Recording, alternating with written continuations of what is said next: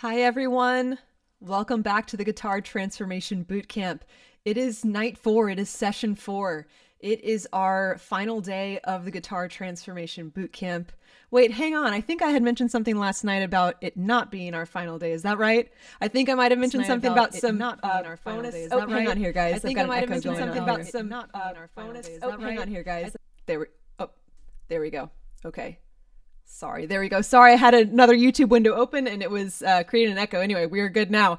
Anyway, I had said something last night about tonight not being the last night. We have some bonus days. So I'm going to announce when those bonus days are happening. I have those dates and times finalized, and I'm going to be sending out the information tonight to all of you through email and the Facebook group for all of that. So before we continue going on here, can someone just give me like a thumbs up in the comment section, letting me know that you can hear me, you can see me. My echo little glitch is gone now, and everything's sounding good. All good. Perfect. Thank you guys so much. Well, tonight is night 4. It's not the final night. It was supposed to be the final night, and I just, I don't know. I've just been having a great time. I think you guys have been having a great time too, and we've got some bonus sessions, so we'll talk about that. I want to make some announcements here at the top, and then we're going to get into it. Tonight is all about scales and improvisation, and I am so excited. We're going to be creating music tonight. We're actually going to be speaking the language of music tonight, which I'm so excited about. So tonight's topic, once again, is scales and improvisation. If you are mainly a rhythm player, if you really just play chords, strum along to songs, I'm so glad you're here because I'm going to show you how simple this actually is. If you have been playing lead guitar before, if you have been using scales or playing some guitar riffs, and you kind of feel like you either just do the same thing when you're improvising or you feel like you're just randomly guessing when you're improvising, I'm going to talk tonight about the things that can really make us confident when we're improvising. Improvisation is really composing in real time. It's not just hitting random things, but we also want to think about it, and I'm going to kind of show you like a mindset shift tonight to think about it as we are having we are communicating, we're having a conversation with the notes of our scale. So it's going to be an amazing time. And I think really the coolest thing about tonight is how simple it's actually going to seem. Honestly, there's a lot of the things that we've talked about in this boot camp that may seem difficult to play. Let's talk about those cage system shapes, right? The G shape or the D shape. Okay. Some of it's difficult to play, but if we really break down the concepts, they're actually quite simple. Everything we did last night with the crazy cage system stuff, it's just 5 simple shapes, okay? So the concept tonight, and I always tell my students concept over everything, the concept tonight is very simple. Excellent. I'm thrilled about it. So we're going to expect a lot of breakthrough tonight. It's going to happen. I'm not going to let anybody leave this room before they start soloing, okay? I'm just kidding. You guys can leave if you want to, but my goal is to have everybody walking away from this session feeling like they can actually solo on their instrument, even if you've only been playing chords when you're on the guitar. And in the chat, I saw that, yeah, if you guys can hit the like button, we can get the algorithm showing this to more and more guitar players and help as many people as possible. The reason why I do these boot camps is to help as many people as possible, and I think we've already had some great breakthrough in the past 3.5 days. So that's tonight's topics. Another announcement I just want to make. I've had a lot of people asking me, can I open up the doors early? I'm not going to open up the doors early, but our all access membership doors officially open this Sunday. I have been waiting so long because I'm so excited for more people to get into this membership group. The all access membership, I'm actually going to spend time at the beginning of this session showing you everything that the membership includes. I've had a lot of people asking me like, what are the diagrams? There's masterclass recordings, there's live masterclasses, there's a community group. I'm going to screen share and show you guys everything with this. We're going to get into like the nitty gritty of all of it. Okay. So I'm going to spend maybe 15 minutes or so really walking you through that if you want to check that out. If you are just here for the teaching, if you want to go grab a cup of coffee or something for 15 minutes while I do that, that's totally fine. Okay. But I'm so excited. It's truly a life-changing group. If you guys are in the all access membership group and you're in the chat, let us know how you guys like it. It's been amazing. So we'll talk about that. I do want to talk about our bonus days here real quick. The bonus days, are going to be, if you want to take out a notepad or something and write this down, I will be sending out an email tonight about these bonus days. I'll also send an email the morning of the bonus days as well. You guys know me, I love communication. So I want to make sure that you guys know when these are. So our bonus days, we're going to have 2. We're going to have Bonus session 1 is going to be Saturday at 6 p.m. Eastern. Saturday at 6 p.m. Eastern. That bonus session is going to be purposeful practice. I think I saw in the chat somebody say they're kind of feeling anxious because they've learned so much great stuff, but how do I actually practice it? We're going to break it down. We're going to talk about practice goals. We're going to talk about the difference between practicing and playing and the balance of practicing and playing. We're going to talk about if a very healthy practice schedule for the things that we've learned in these past few sessions, even the session for tonight. I'm also going to look at a practical practice schedule, and everybody that attends for the Saturday night class is all getting a practice schedule. Like, I will give you a practice schedule and a template and an example of what I would recommend doing. Okay. If you know me, I'm really big on organization and I want all my students to be as organized as possible. So I will be giving you a practice schedule broken down. There's a lot of great resources I'll be sending you. But we're going to talk about if you have 15 minutes to practice, what you should be doing. If you have 30 minutes, if you have an hour, if you have 5 minutes, what you should be doing so that you can become a better guitar player. So that's going to be a great session. Again, that is Saturday night at 6 p.m. Eastern. It will also be recorded. Okay. Just like everything else has been recorded. Now, if one wasn't enough, we're going to throw in another one. We have another bonus session on Sunday. Now, we have the doors of the All Access membership opening at 6 p.m. So in the evening, I'm going to be on my computer kind of working with people through stuff, making sure that they're into the membership program and sending out their emails and everything. So I can't teach it during the evening. I'm playing at my church on Sunday morning. So we're going to make this at 2:30 p.m. So Sunday at 2:30 p.m. Eastern time. It will also be recorded. This is going to be primarily dedicated to rhythm guitar.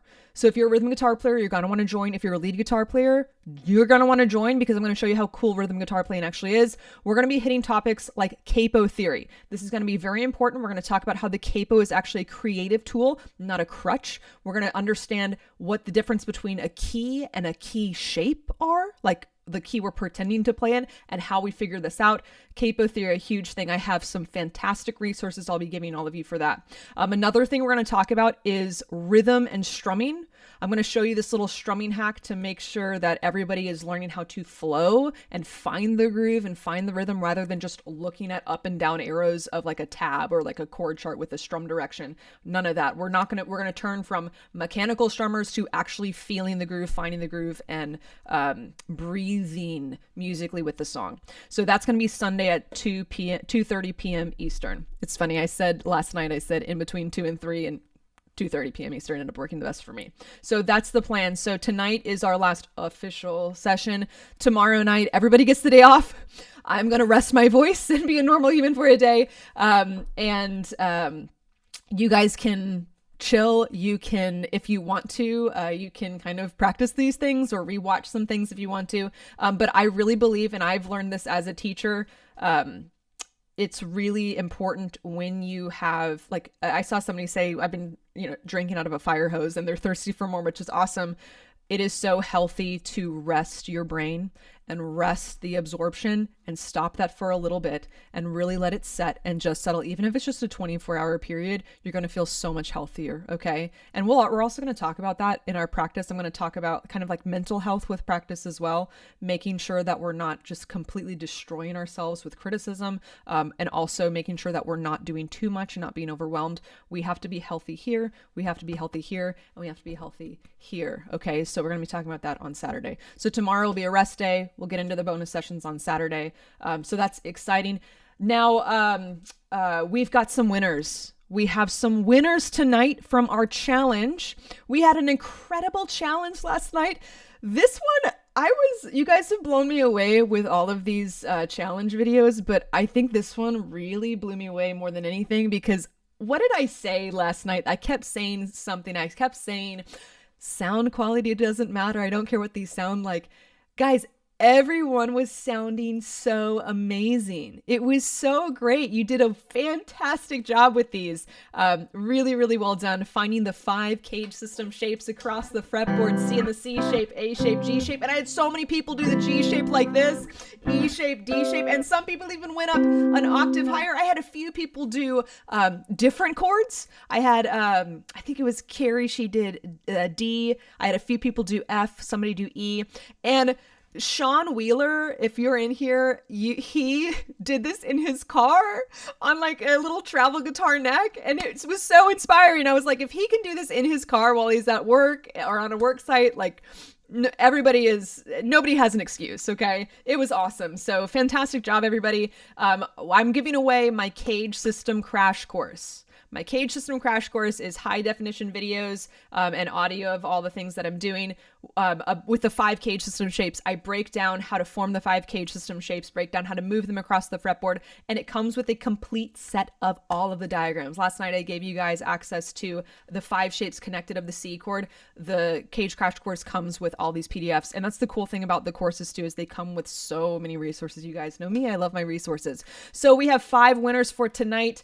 I think that's what I said, but I don't think I'm okay with that. How about we double that? Should we give away 10? Should we give away 10 of them tonight? We're going to give away 10 courses tonight. Okay, guys, let's give away 10 cage crash system courses.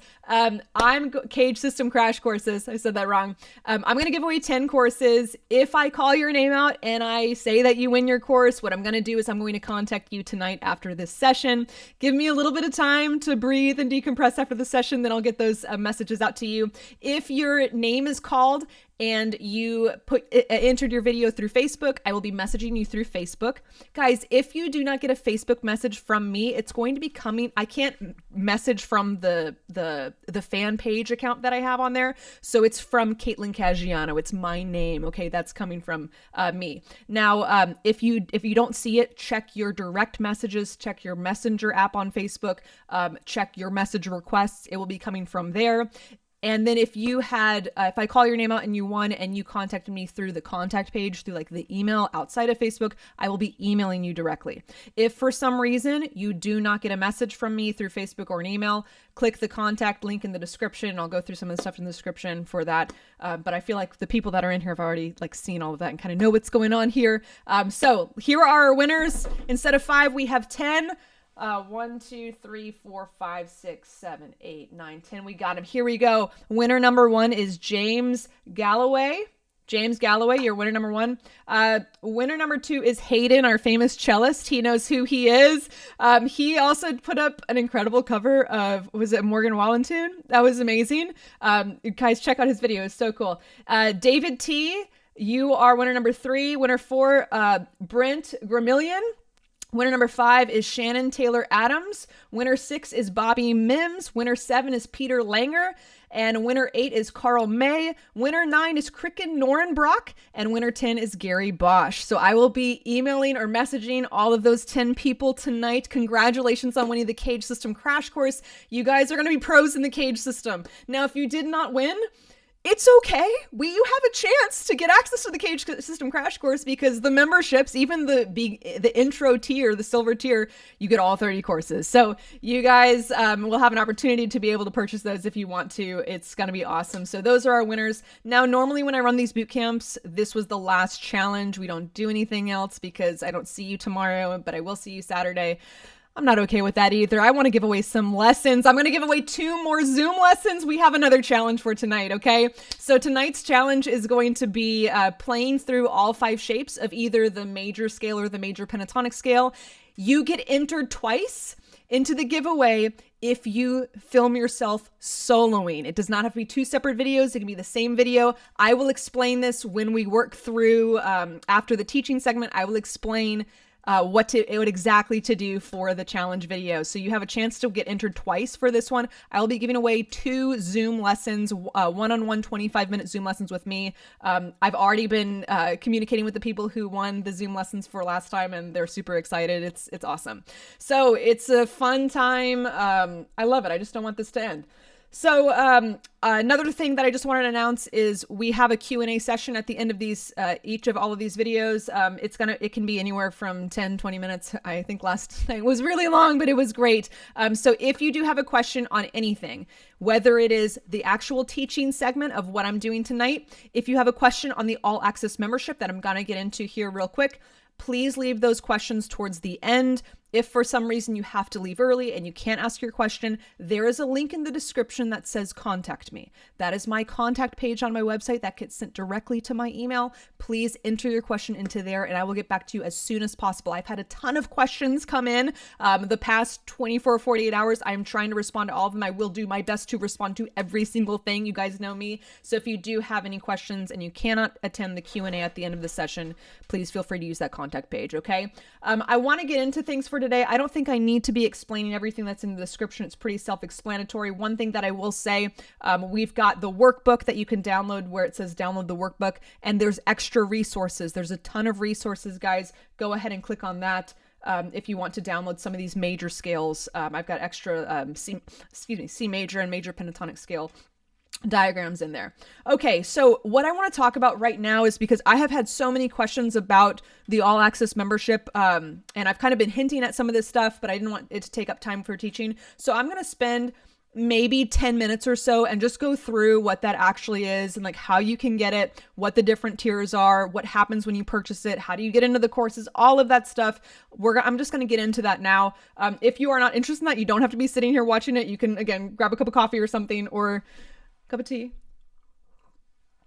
But let me get into this now, okay, guys? Again, if you have questions on any of this, we can have Q&A time at the end for this, but I'm going to try to go through as much information as I can with this. So the All Access membership is basically a way, the way that I really like to think about this is how you can continue the transformation for the rest of your life. If you have learned anything tonight or in the past sessions, if you have learned things this week, if you have felt like we're beginning to transform as guitar players, that is a very healthy thing. And the thing that would break my heart the most is if we have so much potential and we have all of this energy and all of this good stuff, and then it just ends up crumbling because we don't follow through. That's another reason why, please, guys, attend the Saturday session on practicing, because I want, even if you don't go into the membership, I want to give you as much as I can to keep you going, okay? Keep that little bird after I kick it out of the nest, keep it flying, okay? But this membership program is really how you can continue this the rest of your life. This membership is a lifetime access to everything that I'm going to talk about, what it includes. It's lifetime, okay? There's a lot of guitar programs, there's a lot of music education courses and things that are like subscription based, like you pay monthly and as soon as you stop paying, you don't get access to it anymore. So what I have noticed with this is when that happens, you end up trying to rush through everything because I don't want to have to, pay for another year of it. So I have to rush through everything. And then the last thing we want to do when we're learning is rushing through something. Okay. So, this is lifetime. It is a very, very exciting thing. So what I want to break down what each of the tiers are. There are 3 tiers: silver, gold, and platinum. I'm going to say this here first, then I'm going to screen share to actually show you examples of these things. The silver tier is lifetime access to my entire video course library, which are 30 courses, my entire pre-recorded masterclass library, which is 40 plus hours of masterclasses. I'm literally going to show you the topics that these masterclasses cover. It's also lifetime access to my entire diagram library, which has hundreds of diagrams. I'm going to show you examples of that. So that is the silver tier. I'm going to break this down with the screen sharing here in just a second. The gold tier is all of that. The video courses, diagrams, masterclass recordings, all of that. Plus, what I truly think is the most beneficial thing out of all of this is you get lifetime access to my online community and coaching group. It's lifetime access to this, okay? If you have enjoyed the Facebook group is literally tip of the iceberg of what the online community coaching group includes. This is going to include feedback on your playing. It's going to include monthly live masterclasses with me and only with my private coaching group, and recordings of all of these masterclasses. It's going to include a Q&A segment where you can ask me a question at any time. I'm going to dive into all of this here with the screen sharing. Basically, if you want somebody in your life to guide you on the guitar, that coaching and community group is absolutely incredible. And the people that we have, about 150 people in this coaching group already, this community group, and I tell you, it is the most encouraging and inspiring place to be. If you feel like you're alone in your journey, I'm not okay with that. I don't want anybody to feel alone in their guitar playing journey. And it has been amazing at the friendships made in this group. People who have never had anybody to play with that are connecting, and it is just absolutely incredible. So it's such a fun thing. So I'm going to go over that. Now the platinum tier, lifetime access to all of that. The videos, courses, diagrams, masterclass recordings, coaching, community group, all of that, lifetime access to all of that. The difference between the platinum also includes 1 year of private coaching with me. Now, I'm only allowing for 10 of these to be sold. It is going to include 12 one-on-one sessions with me. They're going to be a 25, 30-ish minute call with me. And you have the option of structuring these once a month, and that's what I would recommend. So you have accountability call once a month with me. It's a fantastic thing. We can also use that time to hit specific goals for you. We can use that time for like really in-depth lesson and in-depth study on certain topics. If there's a certain songs that you're trying to master, certain solos, certain styles, we can do it all. We can do anything and everything in there. Now, I might have some people that want to structure them where they want I want 6 months of coaching. I'll put 2 calls a month. We can schedule it like that. So that's the difference between the silver, the gold, and the platinum. I'm going to screen share now and really show you what the courses look like, what the diagrams look like, what the coaching group looks like, and all of that. Okay, here we go. So the first thing that you're going to see is this page. Now, you guys have seen this page before. This is the all access membership page where I say it's opening up, join the waitlist. This is the link at the bottom in the description. This link, the URL is literally caitlinsguitaracademy.com. If you go to caitlinsguitaracademy.com, it takes you to this web page. This page that explains the different memberships, the things that are included, all of that, and the video. If you want to check out the video of the all access membership, go for that. You can see what people are saying about it. This URL, this web page is going to turn into the purchase page for these membership tiers. Okay. So caitlinsguitaracademy.com on Sunday at 6 p.m. Eastern turns into the page to purchase. Okay. So if people are asking, what is the link for it? What is the link? It's not up yet. It's not up yet because it's not live yet. So caitlinsguitaracademy.com will be the URL for Sunday at 6 p.m. Eastern for that. Okay. Now, I just want to go through here just so you can see kind of the value of everything. I have not publicly announced the prices of these memberships. And let me just say, the silver and gold and platinum tier, it's a very, very good value. It's going to be, if you can look at the prices of some of these courses, just a few of these courses bundled together would be the price of it. Okay. The course library is a $4,000 value. The diagram library is a $400 value. The masterclass recording is $1,200 value. The community group would be roughly $100 per month. The live stream masterclasses would be $100 per month. And I base this off of what my ticketed price was for live group masterclasses. The challenges and giveaways for gold members, those are awesome. And the Q&A service is something that I actually offer for $25 a month. The gold and platinum members get that included. Okay. Again, you can watch the video on here that explains a lot of this. Now, something really important here is the silver members. That's unlimited. Unlimited of these are available. If we have 1 million people wanting those, go for it. Okay. That is awesome. That's always going to be there. The gold members, I am only allowing 150 people into the gold membership. If that is interesting to you, if you think that would be a good thing for you, it is really important that you set your alarms for Sunday at 6 p.m. Eastern so you can get in. Something that I have asked is if I go on, Tuesday or Wednesday and it's sold out, and I will tell you right now from the amount of emails I have been getting saying they are interested in this is going to sell out fairly quickly. Okay. The gold members, if you're trying to get into the gold membership and it's gone, you waited till Tuesday or Wednesday and it's gone, you can get the silver membership. And for the next year I run this, because once these doors close, the next time I run this is going to be next January or February of 2027.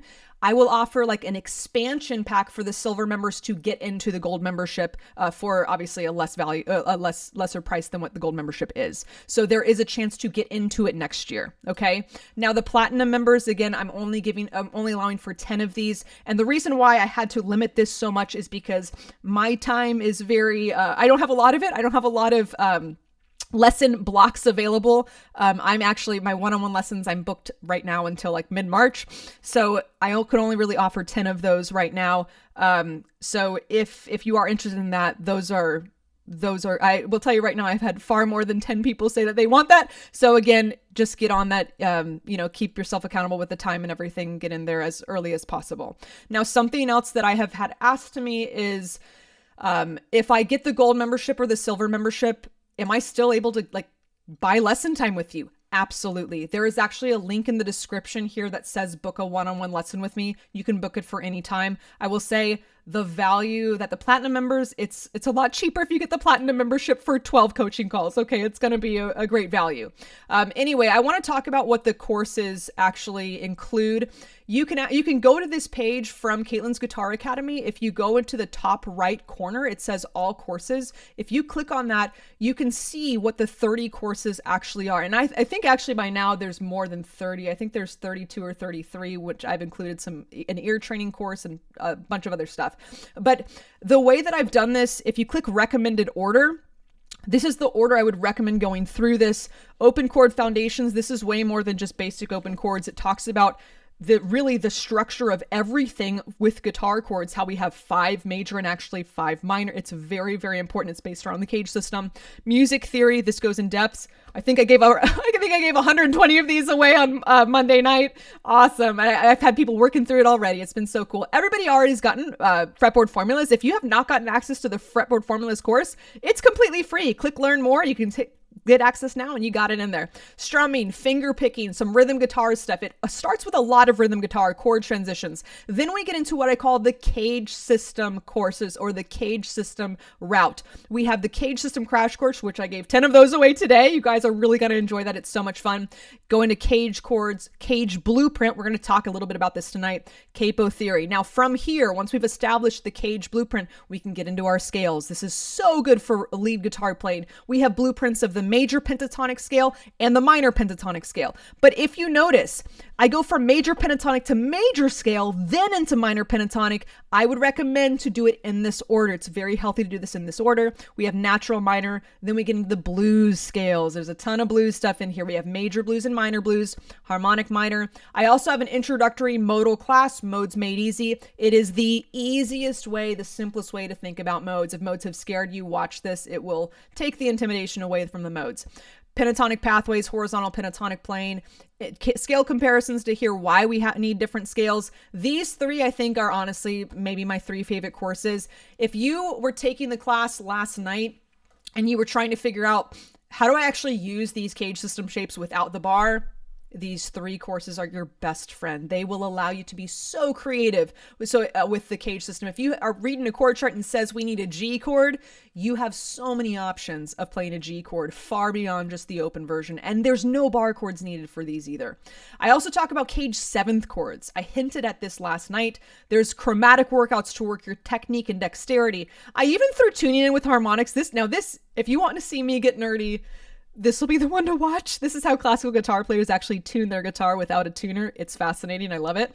And then we talk about triads. Now, something I added in for this year is I have ear training tricks. This is an hour to 90 minutes of me sitting down explaining how you can find a key by ear, how you can find chords by ear, how you can find the Nashville number system by ear, how you can find a melody by ear on the guitar. Strategic scale application is how you choose what scale to use when you're soloing. It is a fantastic course. It covers major and major pentatonic, which are the scales we're going to look at tonight. Now, before I get into the masterclass recordings, if you want to, you can click any of these, click learn more, and you can actually preview any of these. So you can preview me talking about the musical alphabet. If we preview that, I don't think the audio is going to work for the YouTube streaming that I'm doing, but you can really preview any of these courses and see how I shoot them, see everything. You can actually see like the chapters of everything. You can't watch everything obviously right now, but you can actually preview everything. You can also see how much these are. I will say the silver membership is about 2 of these and that's it. Okay. So it's a pretty good value. Okay. Now I want to talk about the masterclass recordings, the 40 plus hours of masterclass recordings. This is a $1,200 value. And honestly, when I were to do these masterclass sessions, the tickets for these are very expensive, and $1,200 is probably a conservative amount of what this would actually be. If people want to purchase this group of masterclass sessions, it's literally $1,200. So we have different aspects of playing, different topics. We have genres and styles masterclasses. And I will say each of these masterclasses are anywhere from 1 to 2 hours long. We have a classic rock masterclass, grunge, Americana, a ton of jazz if you're into jazz, blues improvisation, blues building blocks, blues licks. I literally did 4 sessions on the blues. Also, if you're interested in certain bands, certain artists, I did a Radiohead class, a Muse class. I did a class on Jimi Hendrix, Keith Richards, and George Harrison. I also did scales and improvisation. These masterclasses are fantastic to use the tools that I give you in the video courses, how to apply these in the practical settings, how to use the pentatonics as modes, Dorian mode. I talk about modes. We also talk about some different chords, 7th chords, extended chords, color tones, color chords, fretboard theory, arpeggios, triads, hybrid picking, finger picking, music theory, and I even talk about pedal board chain if you're a gearhead. Okay. So there's over 40 hours in here. There's PDF resources with all of this stuff. I give a ton of resources, a ton of tabs and everything with that. Now I want to talk about the complete diagram, and this is still just the silver tier. This is all still just the silver tier. Let's talk about the diagrams. So in my silver, gold, and platinum tier, everybody gets the complete diagram library. The complete diagram library will come with major scales and natural minor scales, major minor pentatonic, major minor blues, all of your modes. The modes diagram is over 100 pages, and all of your triads. I would just want to show you a few examples of what these look like. You guys know me, I love organization. Here's what the major scale one actually looks like. For these scale diagrams, you have these beautiful diagrams, and you have 2 options of this. You have actual notes. If this was the C major scale, C, D, E, F, G, A, B. You also have scale numbers, which I'll talk about tonight. 1, 2, 3, 4, 5, 6, 7. The roots are in red. So for example, here's my C major scale. And here it is in numbers. And let me zoom in so you can see this. Here would it be for notes, and then the next page would be numbers, okay? Now, I'm very big on giving you every single key, so that's what I do. C sharp, and not just C sharp, let's also do D flat. Okay, so every single key of the major scale for this. Like for example, here's the blues scale, and it even has the blue note in blue. Very creative, I know, I'm a very creative teacher. And so here's what the blues scale would look like. It's literally the pentatonic scale with the blue note. So we've got that in every key. It's awesome. Great. And then even triads. I just wanted to show you what the triads look like with the root position, first inversion and second inversion, and it explains, it's got a key there explaining everything. So there are hundreds of pages of diagrams that you guys get access to. So that is the silver tier. Okay. That's the silver tier. Let's begin to talk about, you should be able to access on all devices. Yeah, you can access these on the phone. You can access these on iPad, on anything. Yeah, you're good. You can also download and print off any of those diagrams that you want to. I've had students stream the courses on their TV, and that's their Friday night. It's awesome. So let me talk about the gold. So the gold membership includes all of that. If that wasn't enough, let's throw more in here. The gold membership will also include the community group, live streams, guitar Q&A, and more. Let's talk about what that community group looks like. This is the Caitlin's Guitar Academy All Access Community. This is for gold and platinum members. This looks a lot like Facebook. It's a lot better than Facebook, okay? I don't know about you, but I'm not a fan of the social media stuff. I don't want to see the craziness of the world. I want to see guitar players learning and growing and loving on each other, okay? So this is a wonderful thing. This has nothing to do with social media. I've had people say, I want to join the community, but I don't have a Facebook. I don't have social media. This is not social media. This is a platform called Circle. And this actually comes with its own app. So you can have the Caitlin's Guitar Academy app on your phone and you can access the community, okay? This is what it looks like. It does look like Facebook. We have a feed page where welcome Dan Mooney. He's new to the community. We've got any announcements that I make. I wanted to give access to the bootcamp videos for everybody. We had Rick. He went to NAMM. He posted pictures. We live vicariously through Rick. It was awesome and just so much fun stuff. We've got people posting videos of themselves playing. It's been absolutely amazing. Fantastic stuff here. So with this, you can actually access the courses through here. There's a link here that you can access all the courses. You can click on announcements to see what's coming up or what I'm saying. You can also click on events to see what the upcoming events are. We recently had a Lindsey Buckingham. That was January's masterclass. We had a Rhythm and Groove masterclass. My 0 to Hero sessions was a 6-week masterclass session. It was absolutely incredible. And you can also watch all of the replays. So you can attend these sessions live. It's a lot like a Zoom call. We will have some sessions for the masterclasses. Again, these run once a month. I love teaching, so sometimes it ends up being twice a month. It's so much fun. And they're such great topics covering application. It's all about applying these to songs, to genres, to styles, to the things we want to be playing. And for example, the Lindsey Buckingham one, we talked about the techniques that he used and how we can actually use that in our everyday playing. It was so much fun. So you can attend the sessions live. You can also watch the recordings back later. And when you get into the group, you have access to everything we already have done for the last year. Okay, we had my 0 to Hero session, which is an amazing masterclass series. You have access to all of this stuff. We also, and I do a welcome live stream, a welcome party for everybody with this. We had a hybrid picking masterclass. I had a pentatonic modes masterclass, pentatonic improvisation. I broke down modes, talked about improvising with the major scale. I showed some strumming secrets. There's so much fun stuff in here. You guys get access. We've been running this community group for over a year. You get access to everything we've done over the past year, which is amazing. Another thing that I do is I want to teach people what they want to learn. There is a section called Masterclass Suggestions. You guys tell me, you or boss me around. Let me know what you want me to teach on. So Cat Stevens masterclass would be so cool. A guitar tone masterclass. These are things we're going to do.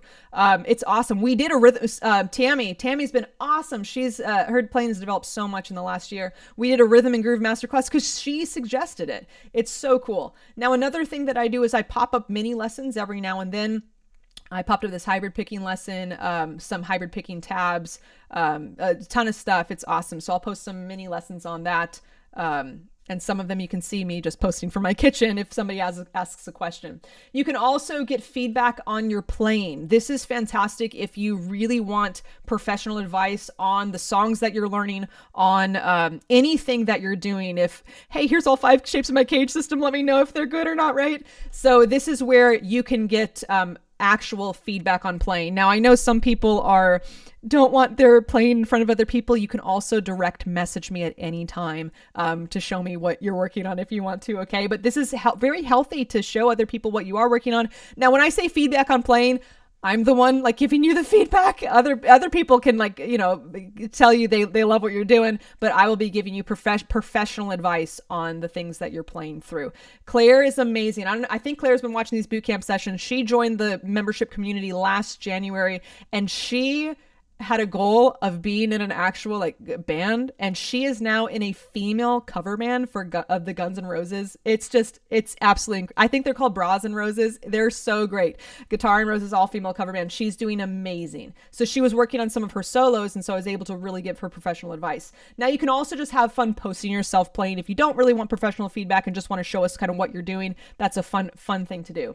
Another thing that you can do, this is basically my guitar Q&A session. You can ask a question at any time. And this is great because other people can see the question and they can get their answer if that was also their question. Now, if you, again, don't want to do it publicly, you can do it privately through direct messaging me right here. Okay, so there's a direct message option that only I see. I also do some challenges where when we have a masterclass, where occasionally for these master classes, I'll say, hey, let's do a challenge. I'll give a lesson away, or I'll give a guitar finger strengthening tool away to you, or give you an Amazon something or something. It's really, really fun.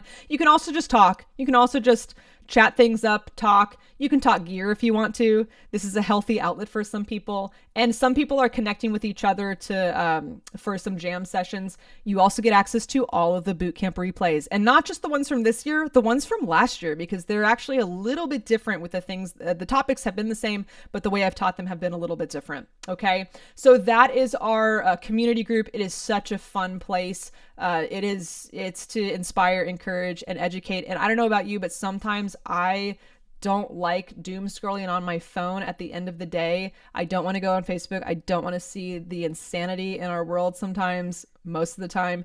And this is such a healthy place. At the end of the day, I've had some students say, you know what, after a long day, instead of going on Instagram or going on Facebook, I go on our community group app on the phone and I can see people getting better at the guitar. I can see people, I can post a video and people are encouraging me. They're inspiring me. If you've ever felt alone on your journey, it's so healthy because you have a community. You have a tribe of people that are there to help you, that they're to keep you going. And part of the transformation lasting the rest of your life is we have to sometimes get to a place where we realize I can't do it on my own. I have gotten there many times. I have been there recently. And it's very healthy to understand we're not intended to be alone. It's so healthy for us to have people alongside us, and you have me as well. And this group of the members here, they know I'm guitar mom. I'm not married, don't have kids yet. Praying that happens soon. Hoping that happens one day, but I'm your guitar mom. Okay. So I love it. So I'm here to help you guys really with anything. I've had some students direct message me and say like, hey, this is actually one of the reasons why I added that cage system diagram last night, saying, hey, could you do like the chromatic cage system? I'm like, yeah, let's do it. And then they get free access. Now, something else that's really cool is if you're in any of the tiers, if you're in silver, gold, or platinum, if I add a video course next year, let's say I do like a Travis picking course, okay? Or let's say I do, like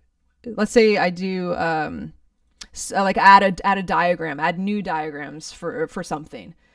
It's all going to be on that course page, so you get access to it. So if whether you're silver, gold, or platinum, if I add any content to that page, all those courses, you get access to anything that I add in. Okay. Now I will say again, I've not announced the prices publicly because I've got some numbers that I'm trying to, my heart is to have as many people in here as I possibly can get. So I'm trying to bring the numbers down a bit and see how I could actually make that happen, logistically. But if you see the courses, they're anywhere from like $147, $197 courses.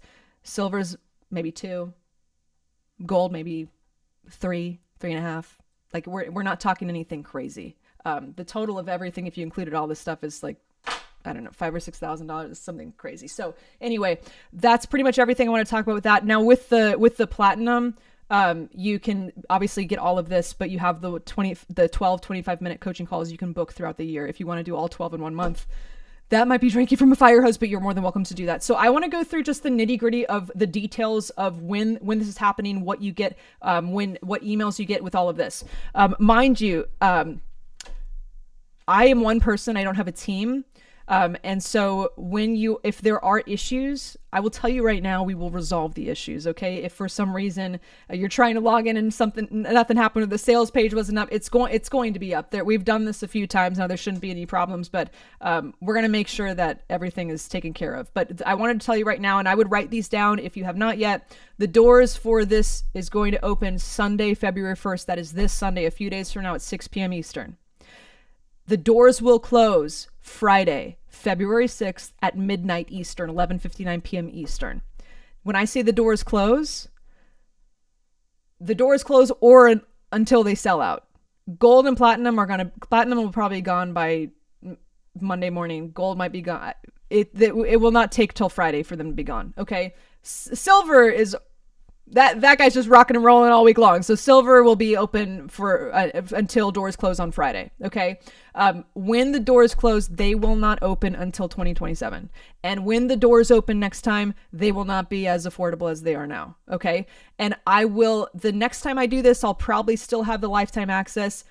with the, depending on the amount of people that come in here, it may, at least the community aspect of it, the gold membership may end up tweaking into some sort of monthly thing or yearly thing. So if you are interested in lifetime, now is the time to do this. Okay.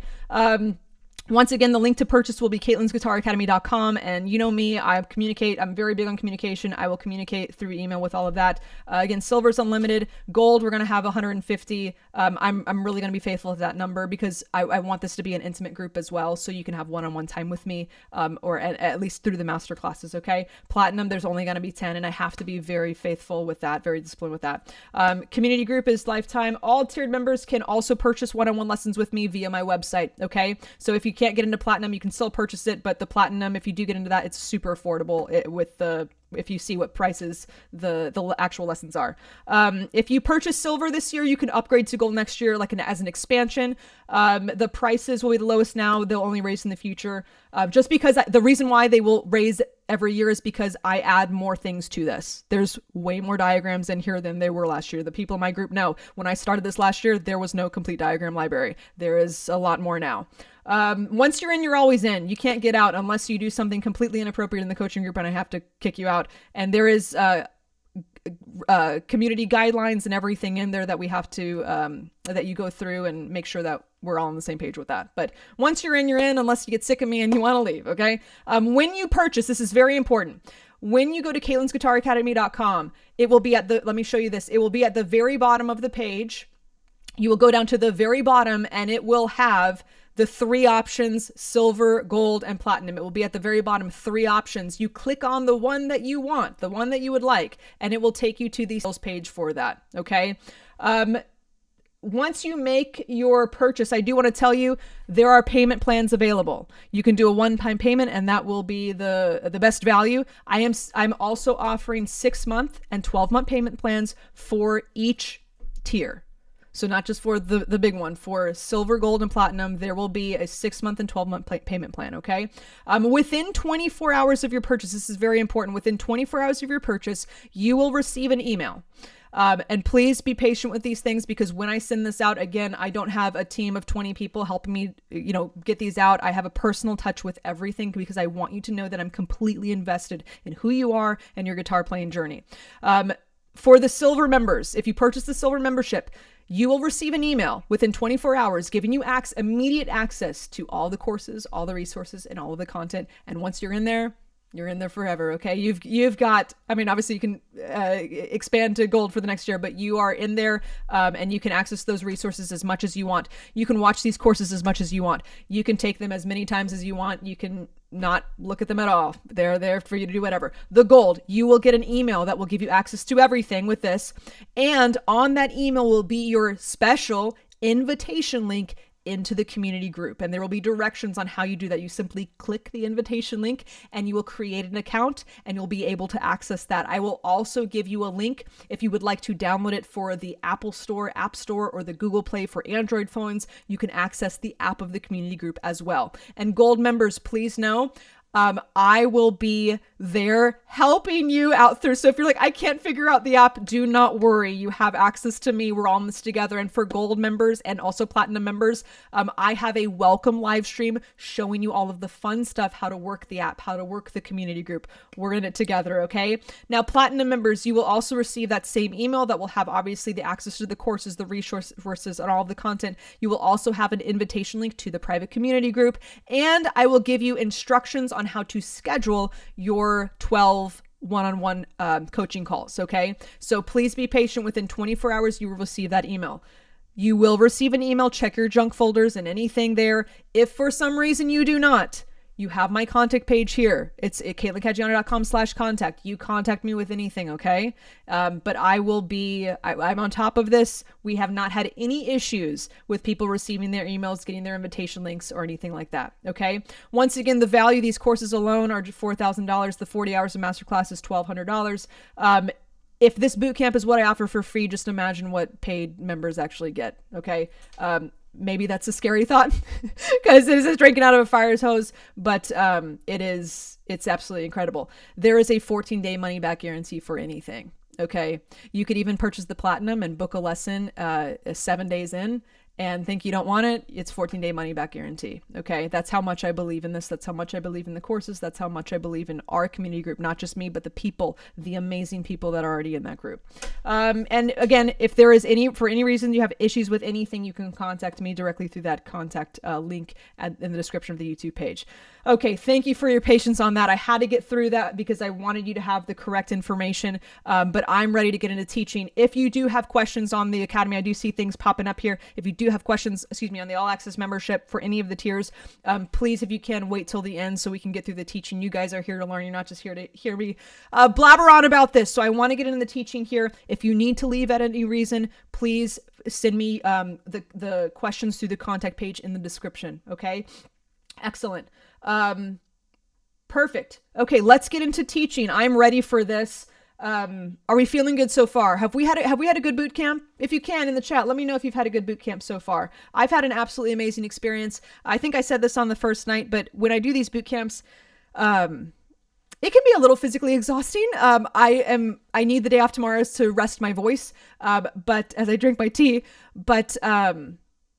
I get poured into more than you know.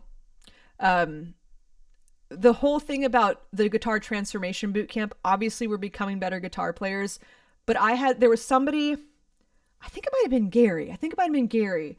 And he put on his video, he said, maybe it wasn't Gary. I'll have to rewatch them. I watched, I think, over 115 videos today, but somebody had said that's 3 videos in 1 week. And I don't think they've ever posted a video of themselves playing. And within 1 week's time, within 3 days, they've already put 3 videos online for people to see them. That takes serious guts. That takes a serious amount of confidence that we might not have known what we have. This week is all about stretching yourself to see how far you can actually go, how much you're actually capable. And I will tell you right now, the human spirit is quite tenacious. We are far more capable of than we give ourselves credit for.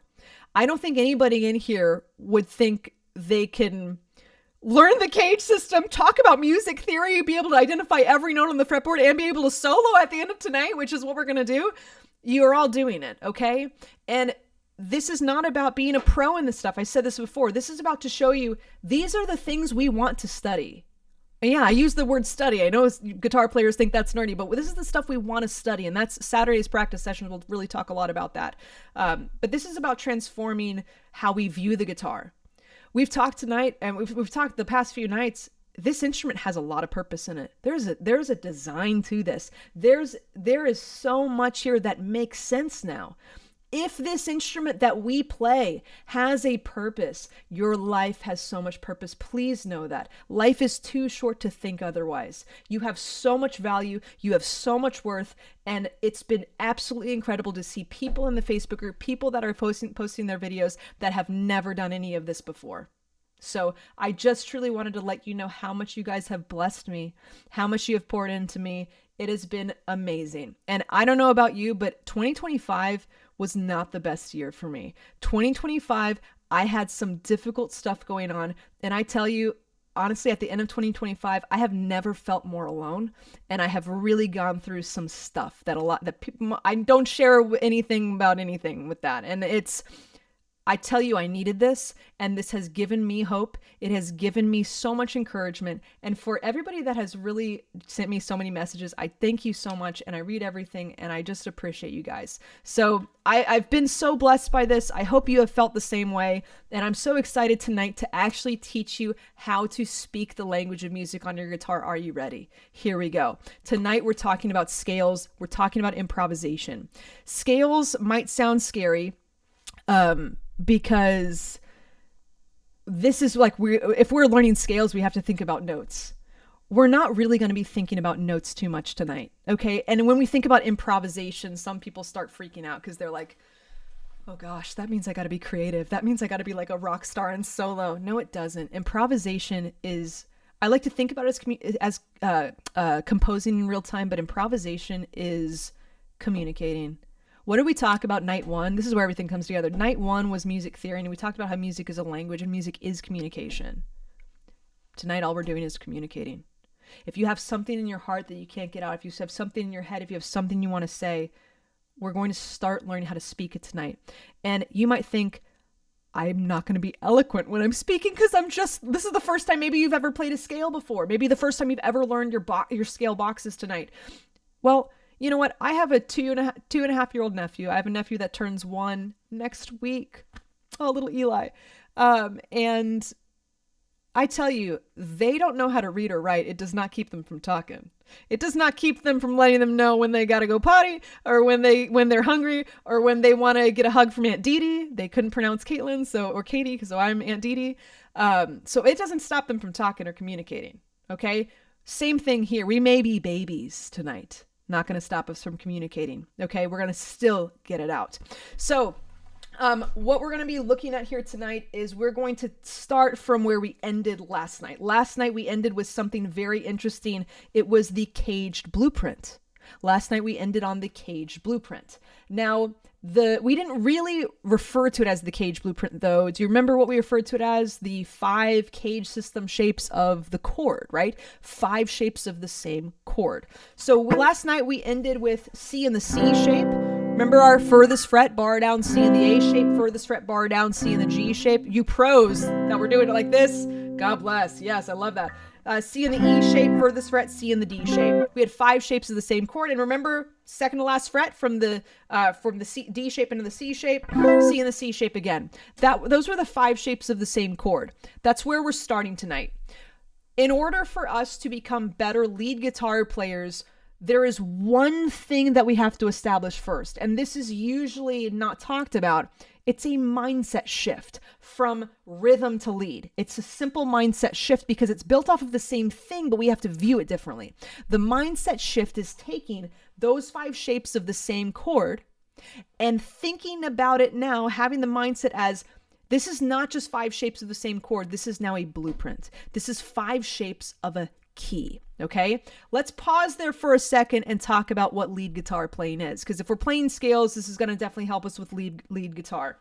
So lead guitar, sometimes we make this way too complicated. Lead guitar, soloing, playing riffs, playing guitar intros, improvising, okay, playing one note at a time, whatever, double stops, hammer-ons, pull-offs, all of that. Lead guitar playing, and I like to make complex things simple. I love doing that. Let's do it right now. Lead guitar playing is knowing the key you're in and finding the notes of that key on the fretboard and playing them. That's all it is. That's all it is. These notes are the paint that we're using. We've got our paintbrush here and we're doing that. We're creating with it, okay?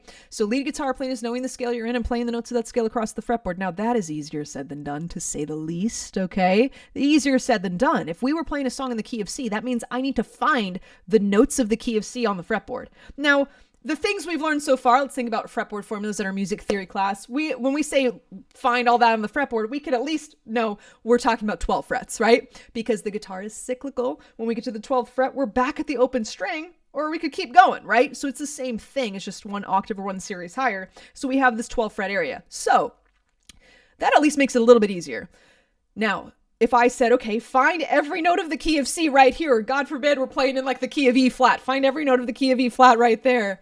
Who wants to do that or who knows how to do that, right? So let's use something here to make it a little bit easier. If we at least broke this 12th fret area down into 5 sections, probably a lot easier, right? We could have like 1 section here, 1 section here, 1 here, 1 here, 1 here. And then I could like use muscle memory to create like a pattern and then just shift that around. Might be a little bit easier. So if we can break off into 5 sections, what did we learn recently that has to do with the number 5? The cage system, right? So we can actually create a blueprint on the fretboard of the guitar for any key using the 5 cage system shapes. Now, I'm going to do this for the key of C, but you know me, we're going to do this for another key, right? Later on, we're going to do it for a key we don't like maybe E flat, okay? So don't get scared. I'm here holding your hand through this with you, okay? So key of C. If we want to improvise in the key of C, what did we say before? What did I say like 2 or 3 minutes ago? If we want to improvise in the key of C, we have to know where the notes of the key of C are on the fretboard and then play around with them, okay? So we need to find a blueprint of the key of C on the fretboard. How do we find a blueprint of the key? That's our caged blueprint. What I'm about to tell you right now is the most important thing you will ever learn on the guitar. So this is the part I would listen to. The cage blueprint is the most vital thing to learn on the guitar because it will break the guitar fretboard down into a blueprint for the key. Now, remember how I said I use the blueprint of my home every day? Obviously, I don't need to take out a piece of paper with the map of my house. I have a crazy small house, but I've got it memorized here. But I'm still using the blueprint. It's just here. Our goal as guitar players is to get the blueprint that we're going to create here in here. That's where the fluency comes from, and that's what we can be practicing. I'm going to talk about that on Saturday night, okay? So we need to create a blueprint, our cage blueprint. How do we find the cage blueprint of a key? If I'm in the key of C, I need to find the cage blueprint of the key of C. It is incredibly simple, and we've already done it. It's just a mindset shift. To find the cage blueprint of the key, all we need to do is connect the 5 cage system shapes of the 1 chord of that key. Remember back to night 1 with our music theory class where we talked about Nashville number system. The 1 chord of the key is the chord that has the same name as the key. So if I'm playing a song in the key of C, the 1 chord is the C major chord. The 1 chord is the C chord, okay? So if, again, let's talk about, what was the cage blueprint? The cage blueprint are the 5 cage system shapes of the 1 chord of the key. So if I'm playing a song in the key of C, the cage blueprint of the key of C are the 5 cage system shapes of the C chord. So this thing that we ended from last night, again, remember everything I do has to layer. You've got to make sense. We don't ever want to skip a step. So I've got C in the C shape, A shape, G shape, E shape, and D shape. I could keep going on. That's now my blueprint for the key. So this is what we're going to shift our minds to right now. This is the way we're going to think about this. Let me zoom in here so you can see this a little bit more clearly. Okay, got it.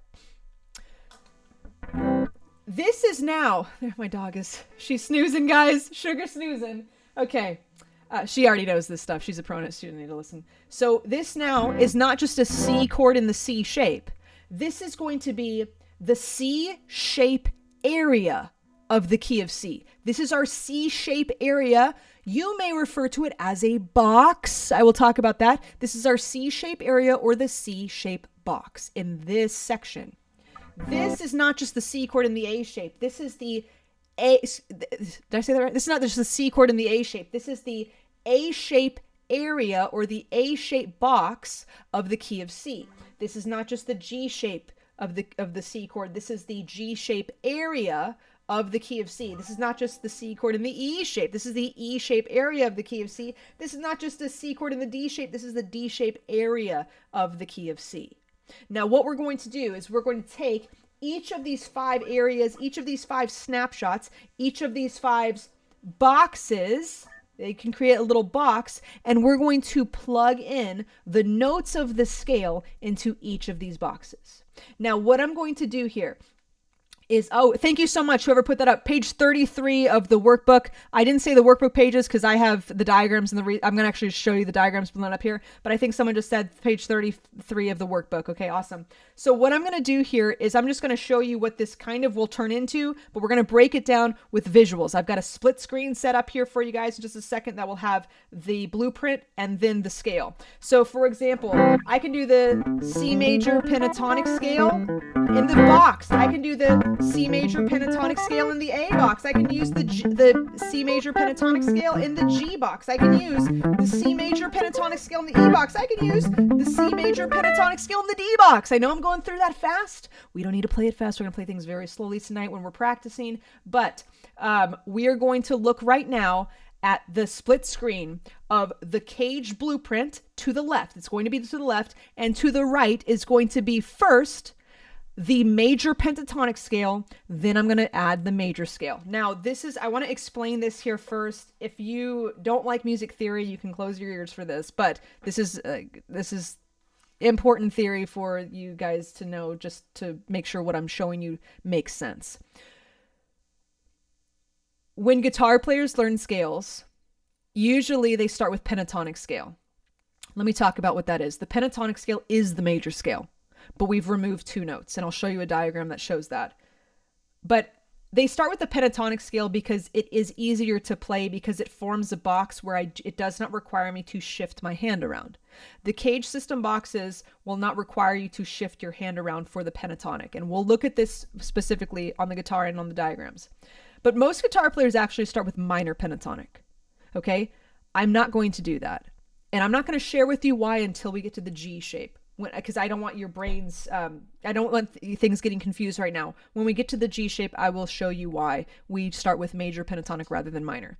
Now, when most instrumentalists learn scales, piano players, trumpet players, flute players, violin players, they start with the major scale.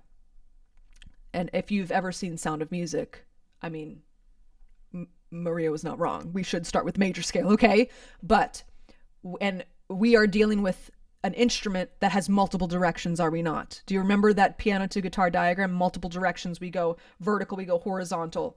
The guitar is like the piano. We chop up in different sections and stack up by fourths, and then there's a third, and then there's another fourth, okay? We're dealing with some crazy directions here that actually have a reason for them. Remember fretboard formulas.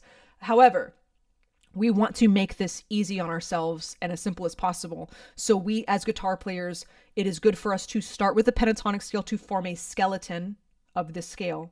And then we can plug in the extra notes that are very simple, okay? So what I'm first going to show you here is a breakdown of the major scale versus the major pentatonic scale. And then I'm going to show you the diagrams. The diagrams, everything you're about to look at is in the extra resources folder. There's also some stuff located in the workbook on session 4's chapter, okay? I feel like I'm such a teacher when I say the word chapter. I feel all my rock star status just flew out the window when I say the word chapter. I don't know why. Okay, here we go.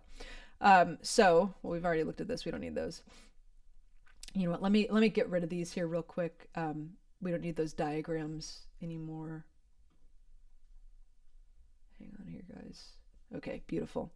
Okay, here's a great breakdown of the difference between a major scale and a major pentatonic scale. We learned this night one. A major scale has 7 notes in it: 1, 2, 3, 4, 5, 6, 7. A C major scale is C, D, E, F, G, A, B. You can see that in the second section here. Major pentatonic scale is the major scale, except we remove 2 notes. If you look at the numbers that are gone, we've removed the 4 and the 7. This will give us 5 notes: 1, 2, 3, 5, 6, which is a 1, 2, 3, 4, 5 notes, okay? Penta means 5, tonic means tones or notes, so it's a 5-note scale. This is a major sounding 5-note scale, okay?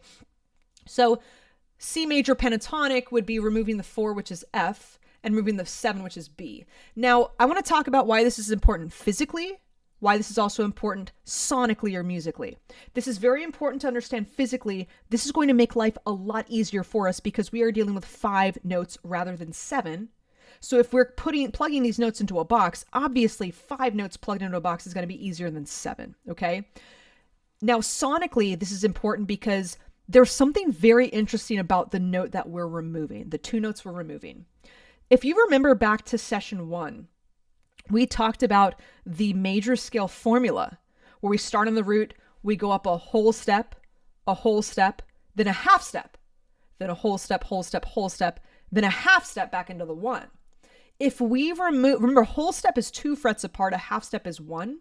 If we remove the 4 and we remove the 7, we've now removed half steps. We've removed anything that is 1 fret apart. A pentatonic scale, C to D, 1 to 2 is 2 frets apart, 2 frets apart. Now to jump from the 3 to the 5, the E to the G, that's 3 frets apart. 5 to 6, 2 frets apart. 6 to 1, that's a 3 fret jump. You can actually do this on one string of the guitar if you want to, okay? So why is this important sonically or musically? In music, we have something called dissonance. Dissonance is when we have 2 notes that are very close together. For example, an E and an F. That is dissonance. That doesn't sound very pleasant, okay? If we remove half steps, the dissonance goes away. For example, if I played E to G, let's hear what that would sound like, E to G. That sounds nicer than E to F, right? So if we remove the half steps, we remove dissonance, this will allow us to not have to think about note choice. Note choice is when we're soloing and I'm thinking, okay, I want to play a D over here. Now I want to play an F, or I want to resolve to an A, or I want to go from the B to the C over the 5 chord, or create a suspension. We're thinking about the notes we're playing, which is a lot to do. If you've never soloed before, we don't want to start like that, okay? Did I go to, just looking at here. No, I did not go to Berkeley. I did not go to Berkeley. I did go to UCF, University of Central Florida, and I was actually the first female to graduate with a degree in the guitar from that university. So I did get my degree in classical guitar, though, which is when you go to school, if you guys know this, if you've done music school, you definitely know this. If you go to school for a music instrument, you're really going to school for 2 things. You're getting basically a theory degree, and you're also getting a performance degree where you're performing the instrument. Anyway, let's keep this going here. So if I remove the dissonance, remove the half steps, what this allows me to do is be able to just play the notes without thinking. Now, eventually we want to think about what we're doing, but this is a healthy place to start. So that is why we are using the major pentatonic scale. Now, I will talk about relative major and minor keys here in just a little bit, but I want to touch on this here first. Well, not just touch on it. We're gonna take our time through this guy here, okay? So we have two PDFs here. All of these PDFs are actually going to change into multiple PDFs. I'll show you that here in just a second. I'm actually going to show you something where we can layer the major scale on top of it, which I think is so cool.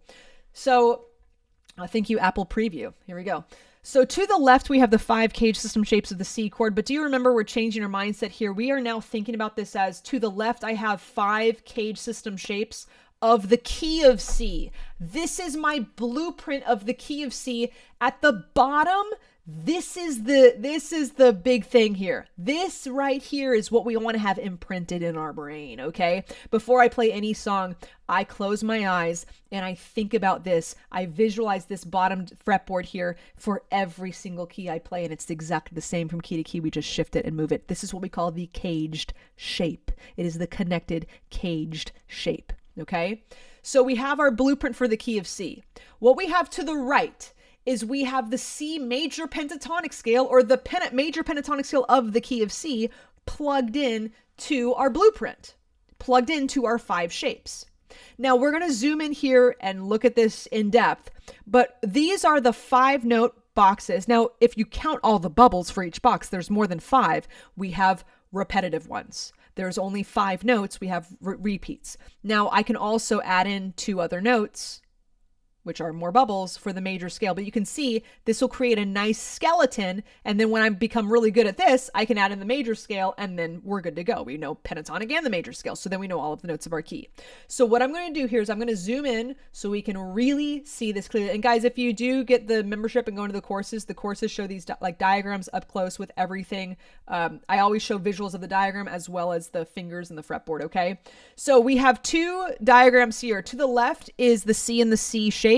But we're going to be thinking about this as this is the C shape area of the key of C right here. To the right, I have taken that exact same area and I've plugged in the notes of the C major pentatonic scale. Now, I'm going to say the notes C, D, E, G, A. Those are the 5 notes of the C major pentatonic scale. I know you can turn them around to spell caged. That is, we can call that beautiful irony. Don't let that mess you up, okay? But we've got the pentatonic scale of C, C, D, E, G, A.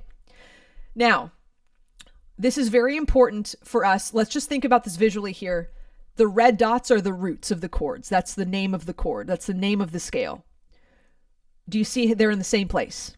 Do you also see there is a C major chord in the C shape inside this? We've got the C, the E, the open G, the C and the E. That is the C major chord inside of this box, inside of the scale.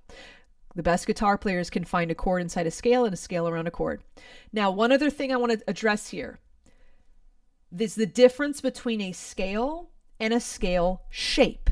Shape on the guitar is the order of fingers from string to string. Yesterday, we looked at the caged shapes of our chords. It was one picture of our fingers, one shape that our fingers made that we moved around to different chords, okay? So this the scale that I'm working with is literally C, D, E, G, A. But if I only went from C to C, C, D, E, G, A, C, that doesn't give me a lot to solo with, okay? Doesn't give me a lot to solo with. So what we have is a scale shape. I have taken this area and I have plugged in every single possible C, D, E, G, A inside this box. Now, the lowest note I have available to me is an E. The highest note in this box is a G. So if I play this scale shape from low to high, I start on E. Now, what I recommend doing is going from low to high and then resolving to the root of C. I will show that to you here in just a little bit. But if we wanted to play the C major pentatonic scale in the C shape, and the reason why I call these shapes and not boxes is because if we refer to these as shapes, we are reiterating the fact that this is based in the cage system, and it makes life so much easier, especially when I get into minor scales or modes or altered scales or anything like that. Now, another thing that I don't do is I don't call this box 1, 2, 3, 4, 5. Let me say this here real quick. Most guitar players call the G-shape box 1. Some guitar players call the E-shape box 1, and some guitar players call the C-shape box 1. The guitar is a very versatile instrument. There's a lot of ways to learn it. It's very confusing when we're dealing with numbers. I will never refer to this as box 1, 2, 3, 4, 5. I will always refer to it as shape, C-shape, A-shape, G-shape, E-shape, or D-shape. This is the C shape of the major pentatonic scale. This one's in the key of C. If we move it around, it's in a different key. I will always refer to it as shapes because there is no question this is the C shape. If I said this was box 1 and you've learned another way, you think box 1 is the third shape, okay? So I will always refer to these as shapes. I will not refer to these as box 1, 2, 3, 4, or 5. And I forget who it was. Somebody had a great comment about that in the videos or in the Facebook group. It was awesome. Anyway, the way that we play these, we're going to keep our fingers in position. You guys have been with me for a few days. Do you remember what I mean when I say fingers in position? One finger per fret. So I've got an open string here. I'm going to do index on 1, middle on 2, and ring on 3. Okay. So to play this, I'm going to start from the lowest note and go to the high. I would have open, ring finger, open, ring finger, open, middle finger, open, middle finger, index, ring finger, open, ring finger. Let me show you on the guitar what that would look like for this shape. Here we go. Let's zoom in here so you can really see this. Okay, so here was the C chord in the C shape. I would have open, ring, open, ring, open, middle, index ring, open, ring. And I can go back where I came from. Now what I like to do is I like to walk back up to the lowest root, that red dot, and then I play the chord again.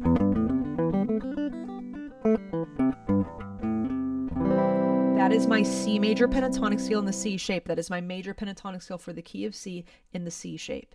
Okay. So now let's do that for all of the other shapes. Now what I'm going to do here is I'm going to walk you through this with the shapes first for the next 4, and then I'm going to show it to you on the guitar just to save us some time. Okay. Let's now go to the A shape. Here is our C major blueprint for the A shape. Okay. Now the C pentatonic scale in the A shape. Now hold on. Is Caitlin a liar? What just happened here? Yes, we have the roots in the same place. We have the C chord in the A shape. We have the C chord in the A shape in here. But this one juts out by an extra fret. I thought it was supposed to stay in this box. Well, the reason for that is because if I go from C to D for the scale, I need an E. I need an E. Well, I could have put this E on the 7th fret. That juts it out by 2 frets. So I put this E right here on the 2nd fret. Okay. The A shape, E shape, and D shape, you will see that. But I still don't need a finger position shift for this pentatonic scale. Now, technically, all of your pentatonic scales can be played with just your index and ring finger. And usually when we improvise with the pentatonic scale, we do that. In order for us to, I always tell my students, you want to set yourself up for success for the next step, even if we're not there yet. We're going to do 1 finger per fret, just so when we get to the major scale, it is easier. We will need the pinky finger for the major scale, so might as well get used to doing that now. But when we solo with the pentatonic scale, it's completely fine to just use index and ring. We'll talk about that when we get into the improvisation aspect of tonight. So 1 finger per fret, index on 2, middle on 3, ring on 4, which we won't need, and the pinky on 5. I will play through that right after we're through with this. This is the most important shape to talk about here because this is the one that causes most problems because it's so easy. This shape is called the G shape. You can see the C chord in the G shape in both diagrams, okay? You can also see, obviously, the C major pentatonic scale layered inside this shape. If you have played a pentatonic scale before, this is probably the pentatonic scale you've played. If you've taken a guitar lesson that they taught pentatonic scales, or you watched a video where they taught pentatonic scales, this is probably the one that you learned. And if you did learn this, somebody may have referred to this as box 1. Now, I will never refer to this as box 1. I will always refer to this as the G shape. Let's talk about why I don't call this box 1. If this was box 1 and we start with this is the G shape, which is the third shape in our cycle of caged. If we want to make things on the guitar as easy as possible, let's think about everything that we could possibly play in music. Chords, triads, scales, arpeggios, crazy chords, crazy scales, modes, altered scales. There's a lot of stuff we can do with music. Wouldn't it be easier if we could just compartmentalize everything in 5 different categories? And I have the same 5 shapes that I'm using. So that is why we want to always think about things in the cage cycle. It will make life so much easier if you can get in this habit. So no longer is this box 1. This is the G shape. Now, technically, this could be the E shape of the minor pentatonic. If you're interested in that, check out the minor pentatonic course on the website. All the members are going to get those. But this is the G shape. The second reason why I do not refer to this as box 1 is because usually people refer to this as box 1. You know why? You know why this is box 1? Because if I wanted you to feel successful as a guitar player, I would probably want you to get playing pretty quickly, right? If I was going to teach you and I kept wanting you coming back for lessons so that you could give me more money and I have a great career as a guitar teacher, I want you to be able to play and be happy as soon as possible. Obviously, if you've taken this boot camp, you've learned very quickly. I don't start with the easiest thing first, okay? I start with the C shape. That's definitely not the easiest thing first, okay? So if you want to feel good about yourself, you can play through this, and it's so easy. So you're going to want to keep playing the guitar. If you take lessons with Caitlin, you get baptized by fire. We learn the C shape first, okay? So that's why this is usually taught as box 1, because it is easy as pie compared to some of the other shapes here, okay? Now, but the problem with this, the main problem with this is this shape starts on a very dangerous note. Now, this shape starts on A, which in the key of C, A would be the 6th note. C, D, E, F, G, A. A is the 6th. The 6th note of our scale, of the major scale, is what we call our relative minor. Relative is a term in music that basically means they have the same musical DNA, but they have a different home base. The home base for the relative minor for a C is A, and then C major is C, it's relative. The minor 6, or the 6th note of the scale, is dangerous because it has the most resolve or pull or solid feeling, which is a good thing. It has the most resolve, second to the 1. So if we end, your ear will always sonically imprint. If your ear is not trained and you have not protected your ear will sonically imprint on whatever the last note is that you play. So listen to this. If I play through this up and down,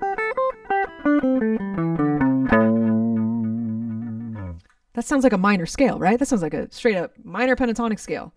Well, we're learning major pentatonic scale, okay? If you start with this and your ear is not trained, and this is one of the this is honestly what I believe is the number one cause is why guitar players plateau in their improvisation, is because their ear has imprinted on this box. It's imprinted on that A, it's imprinted on the relative minor. If you start soloing and you start with minor, you will get stuck in minor. It is so much more difficult to go from minor sounding to major sounding rather than major to minor. At music, we've talked about this, it has a natural divine order to it. There are naturally occurring beautiful divine rules in music. It is so much easier to start with major and then get into minor. So when we play this, we are going to resolve to the C to make it sound minor, okay? To make it sound major. Now, we're going to do index on 5, middle on 6, ring on 7, pinky on 8.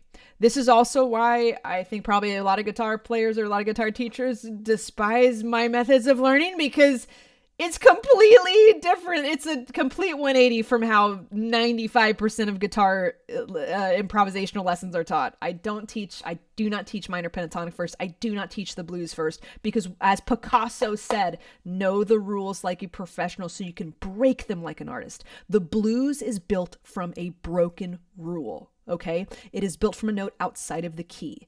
How are we supposed to truly understand that if we don't even know the rules that it was broken from, okay? Let's continue on. Sorry, I started like guitar preaching there. We're gonna stop. I get really intense with that. Honestly, the reason why I get intense is because I want to protect my students. I want them to become the best guitar players possible. And I really, my goal is to protect them and put them on the right path. So, and we got to protect our ears from like listening to things that are going to kind of screw us up. So, also, the blues courses that I do have in there are fantastic to break down the blues scales. Anyway, we've got the E shape here. We've got the E chord and the C chord in the E shape. You can see it juts out by an extra fret. Totally fine. We've got index on 7, middle on 8, ring on 9, pinky on 10.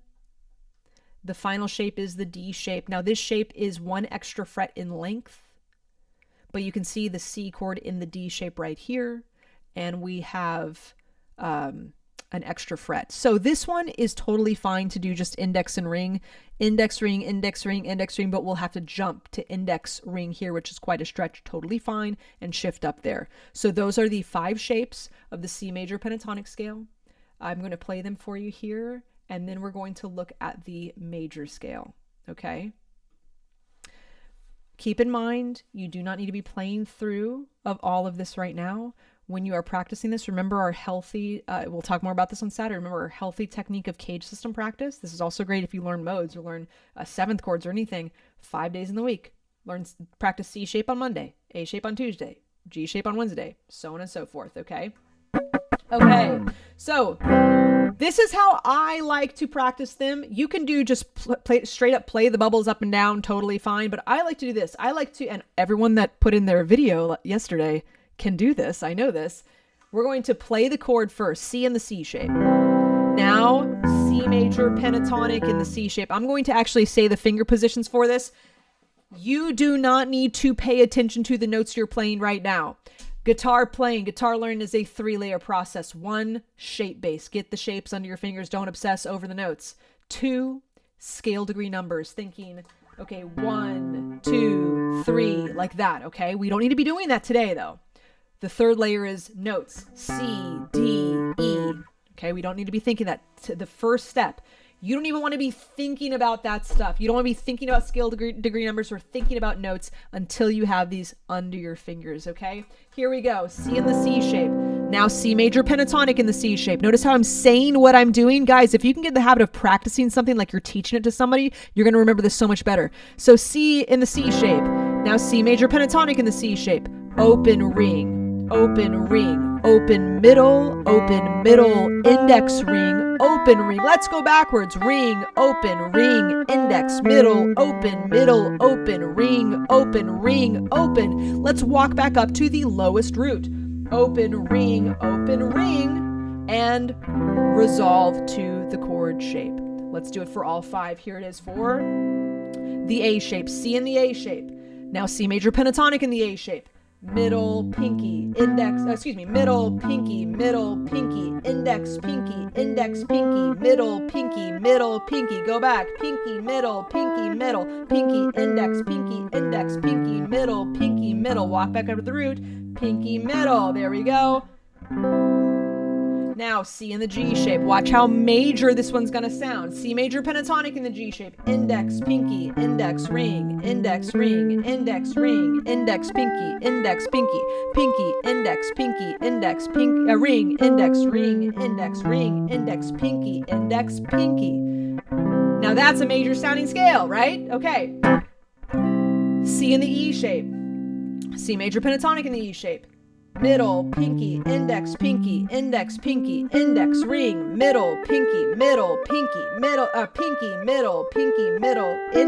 ring, index, pinky, middle. The final shape, C in the D shape.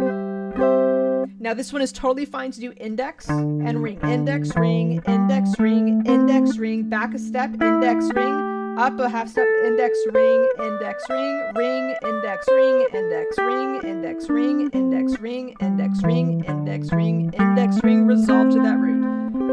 Now, what I do recommend doing is to play the C major pentatonic scale 1 octave higher. The reason why I think it's important to do this 1 octave higher, because we did this in an open position. If I want to take this shape and move it to C sharp or to D or any other key, it's going to not have open strings. So what we can do, and I'll show this to you on the diagram, but let me show it to you here first. C in the C shape, index, pinky, index, pinky, index, ring, middle, pinky, index, pinky, middle, ring, index, pinky, index. Walk back up to that root. There we go. You can keep going to the A shape an octave higher, on and on and on. Now, that is for the key of C. If you know this for the key of C, you can do this for any key. I'll show that to you here in a second. Let me X out of this so I can blow this up for you guys even further. Okay. So what I did there was I took the bottom diagram and I went from the 12th. This is the C in the C shape right here, but now it's an octave higher. It's the 12th fret to the 15th fret. So obviously I don't have an open string, so I'm going to have to do index on 12, middle on 13, ring on 14, pinky on 15. Okay. Now, once you've done that, I wouldn't recommend getting into this right now, but if you want to, you can. Again, I try to teach you as much as I can. If I never see you again, I want to leave you with enough. But watch what I'm going to do here. I'm going to, now here it is with the numbers, and the All Access members get every key with notes and numbers, but I did throw the numbers into the extra resources folder as well. You can see there's actually numbers on here, 1, 2, 3, 5, 6. Those are the scale degree numbers, the numbers of the key. But watch what I'm going to do here. I'm going to put, instead of just this, the pentatonic, let's add in the major scale. Watch what happens. Now here's our major scale. Do you see how they're located on the same shapes? They're located within the same area. But if I zoom in here, there's way more bubbles. The pentatonic scale is still there. The C chord in the C shape is still there. But I've added in 2 notes. I've added in the 4 and the 7, and the notes that I've added in, you can see they are 4 and 7. So here's the scale degree numbers of this. I've now added 4s and 7s, which are Fs and Bs. So now we don't have to think about what notes we added. We don't have to think about that. We can just focus on getting the fingers in position. So we're going to be using the pentatonic scale right now, but if you wanted to do this for the major scale, 1 finger per fret. So let me break this down here real quick. For the C shape of the major scale, obviously for C major scale, open, then index on 1, middle on 2, ring on 3. For this one, there is required a finger position shift. It would be index on 2, middle on 3, ring on 4, pinky on 5. But notice I'm going to have to shift up when I go to the B string. I will show this to you on the guitar. For the G shape, I start with my index on 5, middle on 6, ring on 7, and pinky on 8. But I have to jump back here to grab the B. But I will show this to you on the guitar. E shape, index on 7, middle on 8, ring on 9, pinky on 10. And the D shape, I'm going to start with the index on 10, and then I shift back to hit the index on 9, shift up to hit the index on 10. Now, what we're going to be looking at today is we are going to be focusing on the pentatonic scale, but I wanted to give you the major scale just if you wanted to check it out, okay? I love, somebody just said baby steps. Baby steps, 100%. We're still babies in this. We're still speaking, okay? Starlight's still on her pentatonic scale. She's not really mastered the major scale yet, okay? So baby steps with everything. If she were awake, she'd be saying that same thing. So what we're going to be doing here, I'm going to show you the major scale and what it actually looks like. You do not need to be playing this. You can focus on pentatonic. For the challenge tonight, we're going to be focusing on pentatonic. If you want to do it for the major scale, I'll add you in there an extra time. Add you into the giveaway an extra time. So here's the major scale. Just if you want to later on, go back, slow this down on YouTube. You can click the playback speed and slow it down as slow as you need to go with it. And you can watch this with close-ups and really see how to do this. So I just first want to show you the finger positions for the major scale, the 7-note major scale, okay, in the cage system shapes. Again, you don't need to do this yet, but let me show you. See in the C shape. Oh, this is the C major scale, not major pentatonic, but the 7-note C major scale. For the C shape, open, index, ring, open, middle, ring, open, middle, ring, open, middle, open, index, ring, open, index, ring. That is the C shape of the 7-note major scale. Okay, here is the A shape. Start with the middle finger. Middle, pinky, index, middle, pinky, index, middle, pinky, index, ring, pinky, shift up, index, ring, pinky, index, ring. shift back.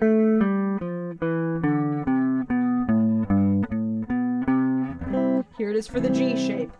Index, ring, pinky, index, ring, pinky, index, ring, shift back, index, middle, pinky, shift up, index, middle, pinky, index, ring, pinky.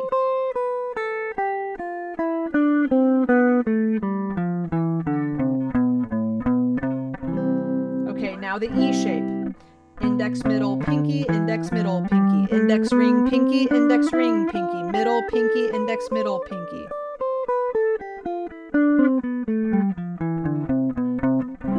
Here is the D shape. Index, ring, pinky, index, ring, shift back. Index, middle, pinky, index, middle, pinky, shift up. Index, ring, pinky, index, ring, pinky. Now, just so that you have it, here is the C shape completely fretted. Index, middle, pinky, index, ring, pinky, index, ring, pinky, index, ring, index, middle, pinky, index, middle, pinky. Again, that is the C shape in a fretted position. You do not need to be doing that right now. That is something later on you can do if you want to. This is in this bootcamp session. This is an hour and 30 minutes in. That's where I go through the shapes of the major scale. Now, someone just said, so there are 25 shapes of these to learn. No, there's only 5. So if you start with the pentatonic scale, it's 5 shapes that you move around. And if we were going to do this for another key, we just shift it up. So if I wanted to do everything in C, here's the C major pentatonic scale in the in the C shape. If I shift it up to C sharp, it turns in, it's the exact same shape. Let me show you what this looks like on the diagram. I'm giving you guys access to the C chord, but let me show you what, the key of C, but let me show you what this looks like for we'll even just focus on pentatonic scale, okay? If I was going to do this for the key of C sharp.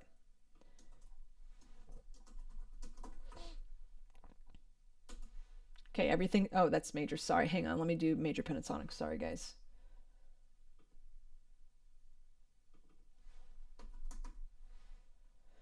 Here we go. Okay. So here's my C major pentatonic scale. Do you see where everything is?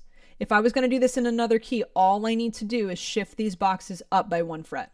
Now I'm in the key of C sharp. They are the exact same shape. So if you can just focus on the key of C and get the muscle memory down, okay, index, pinky, index, ring, pinky, whatever it is, if you can get that down, this is it. So let's say we're going to play a song in the key of D. D major pentatonic scale. Everything just bumped up. So if you can get this down for the key of C, you can literally do this for any key. You can solo for any key. And then you just bump it around. Okay, what if we were in a crazy key like E flat? Nobody wants to solo in E flat. That's difficult. Well, let's just bump up this again. Boom. Now, obviously, something might go back a fret because we could keep going if I wanted to, but remember that cyclical approach thing we were talking about yesterday? All access members, silver, gold, and platinum are all getting every single key of these, which is fantastic. If you had to play a song in the key of E flat, pull up E flat major pentatonic. There you go. There we're good with that.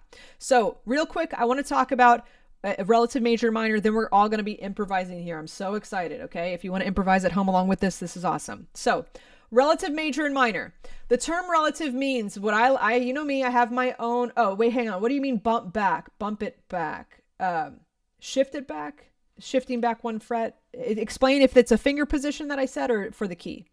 Anyway, for relative major and minor keys, the term relative basically means the same notes or the same, I like to think the same musical DNA, but a different tonic note or a different root. The C major scale and the A minor scale, the C major pentatonic and the A minor pentatonic, the key of C major and the key of A minor are the same, except one thing, the note that we're calling the root. They are made up of the exact same notes, but for the key of C, my root or my 1 is C. For the key of A minor, my root or 1 is A minor. Now, the reason why this is important, is because let's say you were playing, okay, John Mayer's Slow Dancing in the Burning Room. If we look that up,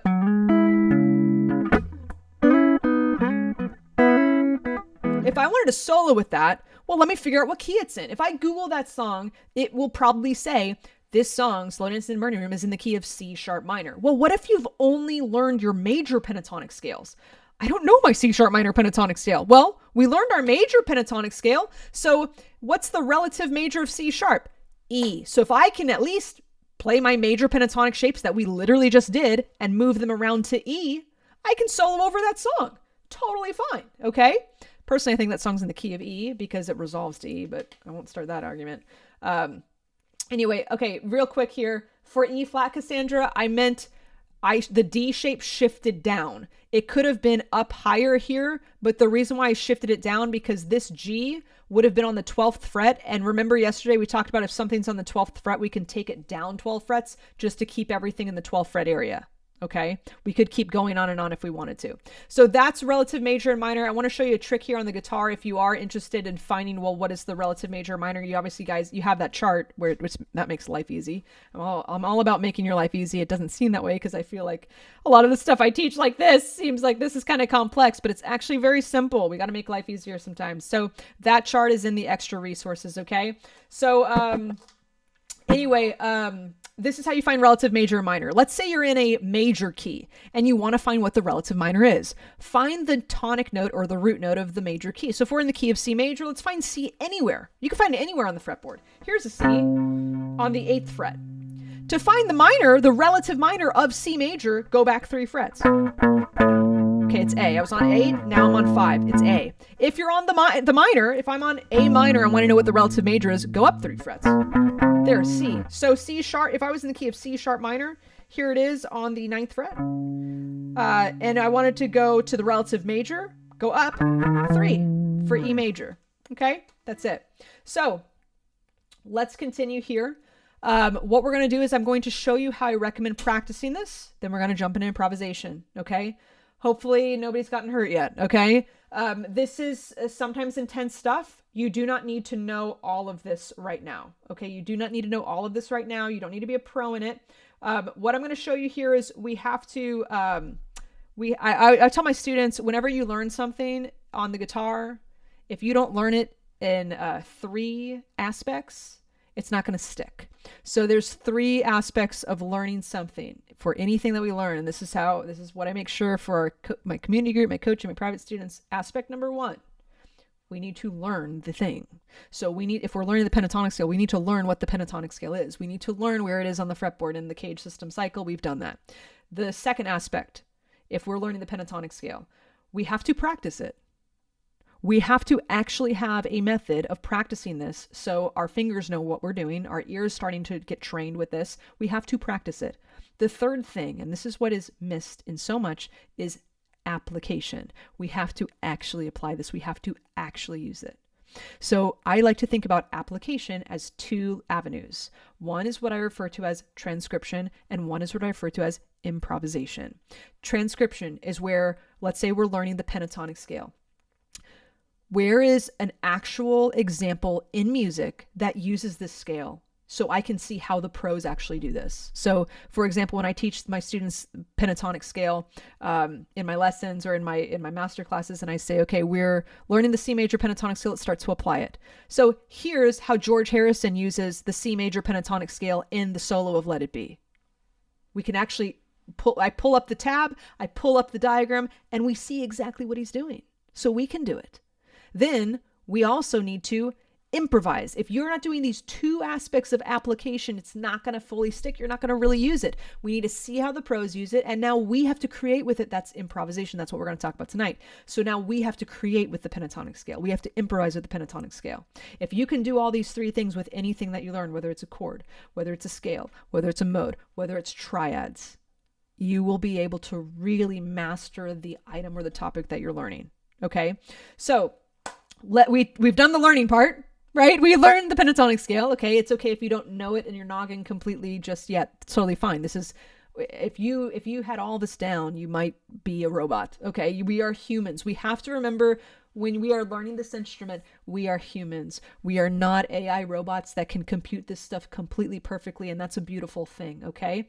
We also need to remember we are humans and this instrument was actually designed for human hands.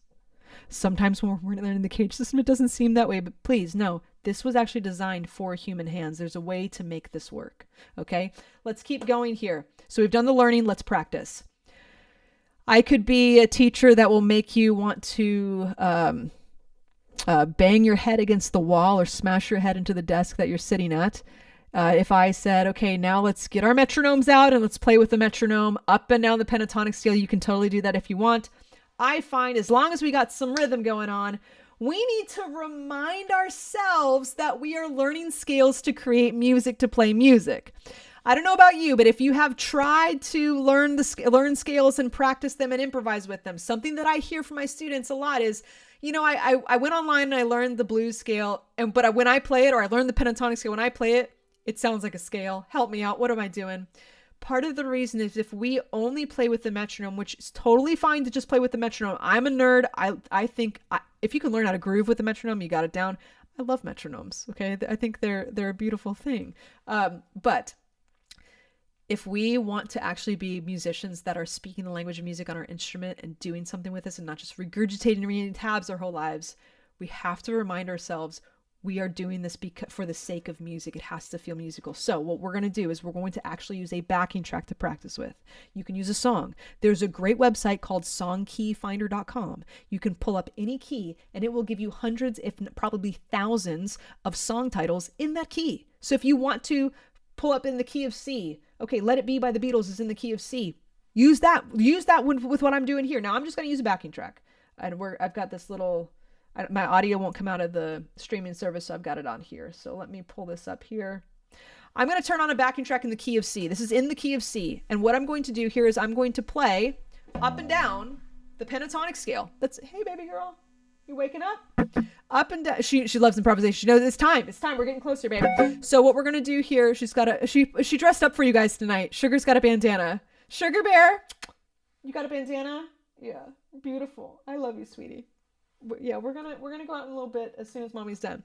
Okay, so what we're gonna do here is we're gonna turn on a backing track and we're going to just go up and down with the pentatonic scale with kind of what I was doing. I'm not gonna play the full chord shape, but because there's different chord changes going on here, but we're just gonna have fun with it and we're gonna just practice this, but we're gonna make it exciting with some music. Here we go. Okay, hopefully that's coming through. Hopefully you guys can hear that. Now I'm going to play the C shape. Just up and down. Now I'm kind of finding the rhythm. 1, da, da, da, da, da. A shape, 1 and 2 and 3 and 4. Da, da, da, da, da, da, da, da. This is kind of a triplet rhythm though, but. Now G shape. Just up and down.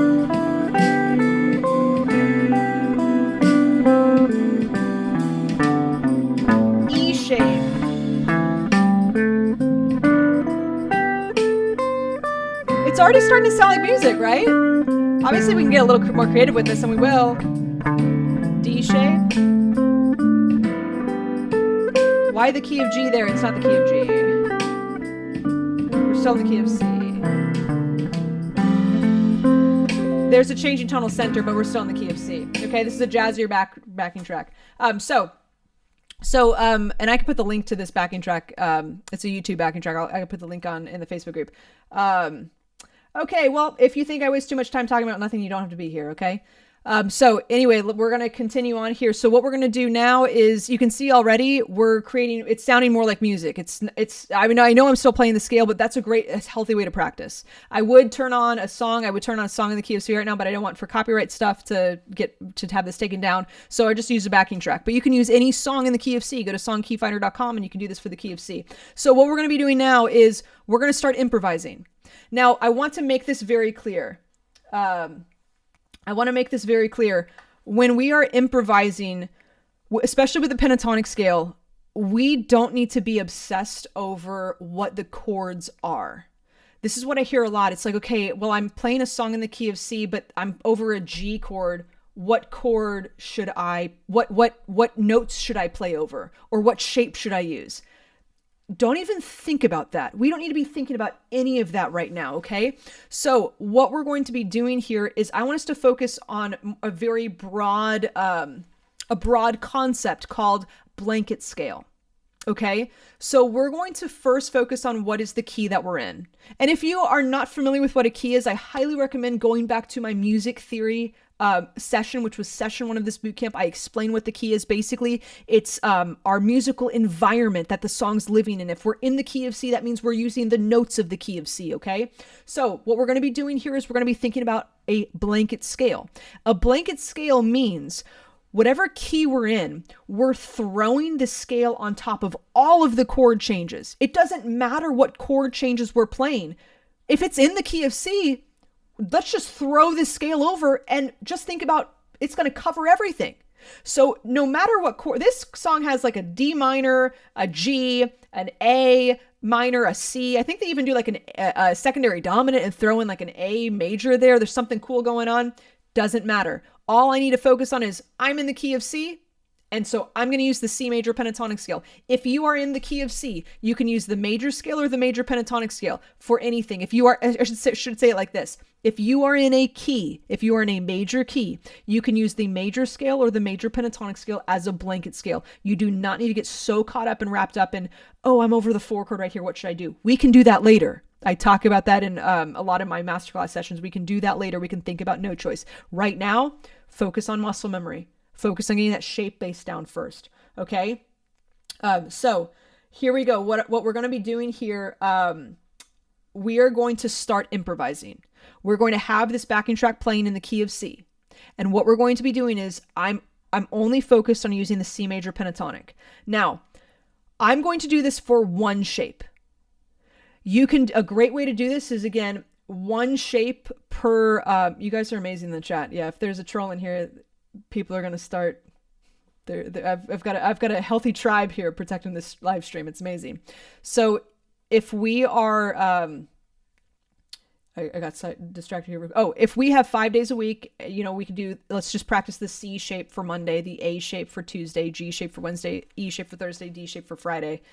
Good luck on Friday. The D shape's gonna be a little crazy, but anyway, this is really the best way to do it. Imagine if you spent 10 minutes doing this on one shape for the key of C. By the end of the week, you'd know this pretty well. So practicing, that's the practicing. So this is the application time here. This is the soloing. This is how we're going to solo. What I'm going to show you is I'm going to show you my 3 steps to improvisation. 3 simple steps. Now, obviously, these steps will be easier when you get these shapes under the fingers, when you feel very confident with what we're playing. These 3 steps will be, Dennis, you're amazing. I love you guys. These 3 steps will be so much easier. But for the sake of time, obviously, I can't tell you guys, okay, practice for an hour, then come back here. Okay, we're going to just keep going here. But the 3 steps. Step 1, and let's make sure the materials we're using this backing track in the key of C. So I'm using the C major pentatonic scale. Now I will, for the sake of this, because if people want to try this, I will use the easiest shape just because it might be healthy. But again, when we're practicing, we always want to start with the C shape first, but I'm going to use the G shape for this. I'm going to use the C backing track in the key of C, C major pentatonic scale, and I'm going to use the G shape for this. Those are the materials I have to work with. Here are the 3 steps. Step 1, you're going to turn the backing track on or the song on in the key of C. What we're going to do is we are going to play the scale shape exactly as it is. We're not improvising, but we are playing on the rhythm of the song. So for example, we're going to feel the rhythm here. And on Sunday, I'm going to talk about finding the rhythms a little bit here. So if you are interested in how is she finding the rhythm, check out the Sunday session, okay? Da, da, da, da, da, da, da. Can you feel that beat? 4, 5. It's actually 6, 8. 1, 2, 3, 4, 5, 6. I was counting in 12, 8. I was doing triplet, but it's 1, 2, 3, 4, 5, 6. That's our beat. You can kind of feel it, even if we've not talked about 6, 8 or time signature. We don't need to be thinking about that, but if we can at least feel that ba da da da da da, that's where I want to be. Okay. So what I'm going to do here is this is step 1. I'm going to play this this shape up and down on those beats. Here I go.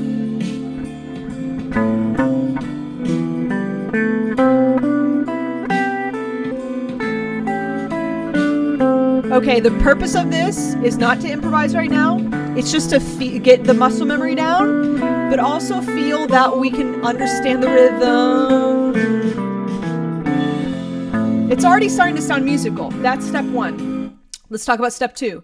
Step 2, I am not improvising yet. I am literally going to play the scale shape up and down. I am not improvising, but what I'm going to do is I'm going to get creative with the rhythm. This is the key here. This is the reason why people plateau in their improvisation. They're more focused on notes than rhythm. I'm going to play the scale shape up and down. I am not improvising, but I'm going to get creative with the rhythm. What I mean by that, I'm going to allow myself to sustain notes out a little bit longer. I'm going to allow myself to play some notes faster, play some notes slower. And maybe a little bit like call and response rhythm, like ba da da da, ba da da da, finding like pairs of rhythms. I'm just going to let myself have fun rhythmically here. So let's try this. Here we go. But I am not improvising. I'm still playing note for note.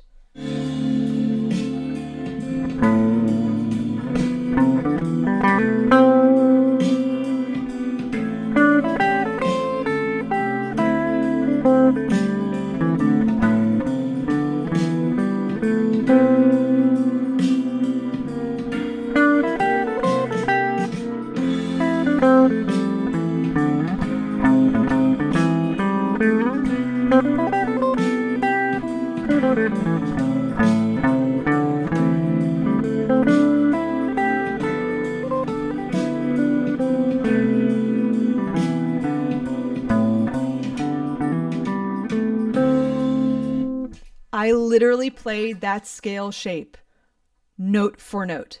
I did zero improvising, which is ironic because this class was titled Improvisation. I did not improvise at all. That took zero creativity when it came to the notes. I just allowed myself to pull back a little bit, to sustain, and just flow with it. I was actually teaching a student, I think it was a class I had last night. I was teaching a one-on-one session last night, and it was a great lesson. And he said, I think the word he said was his solos were sounding lame. Like they just sound like scales or they don't sound creative. I'm not talking about you, baby girl. Your solos always sound perfect. Anyway, and I said, you know what's so interesting is the guitar is visual. We can see notes. You know what we can't see? We can't see rhythm. Do you know what most people focus on when they're starting to learn how to improvise? They focus on what they can see. They focus on notes. They get so wrapped up in, okay, what note do I go to next? I've got to use all these strings. Do I need to resolve to the root? We need to start focusing on what is unseen. Okay? If you can focus on finding the rhythm. And you know what? You can actually start to improvise and do this without the guitar. Just start feeling this. Can you start tapping rhythms?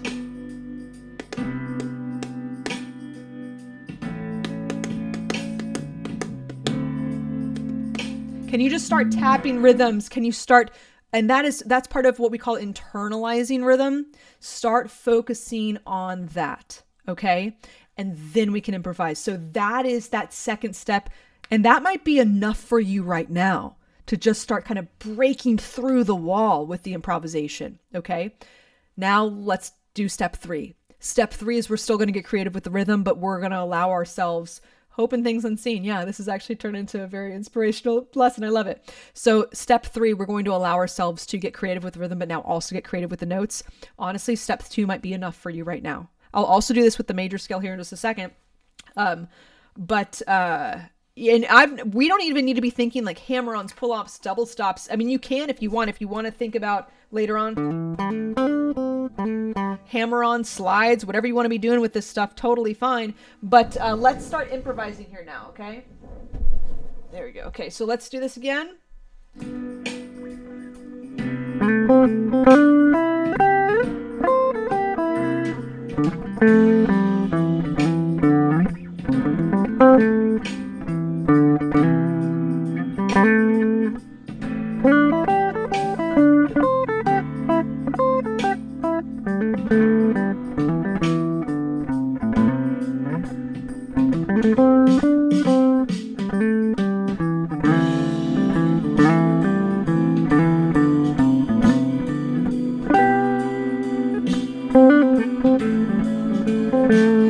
Say if you want to bend a note for the pentatonic scale, find the second note of the scale. So wherever your roots are, the red dots, go to the next note.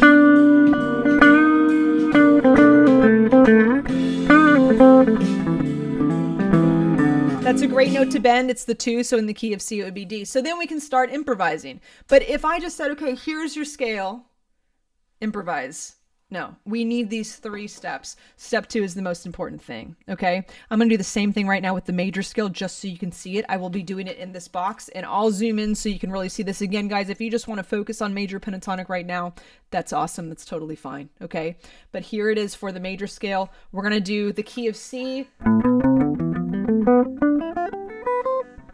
C major scale in the G shape is index, ring, pinky, index, ring, pinky, index, ring. Now I shift back, index, middle, pinky. I shift up, index, middle, pinky, index, ring, pinky.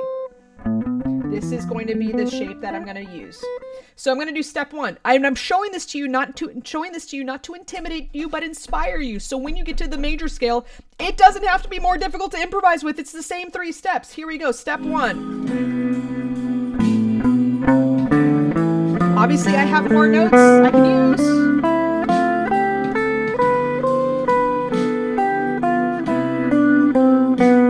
Now I'm going to get creative with the rhythm, okay? Here we go.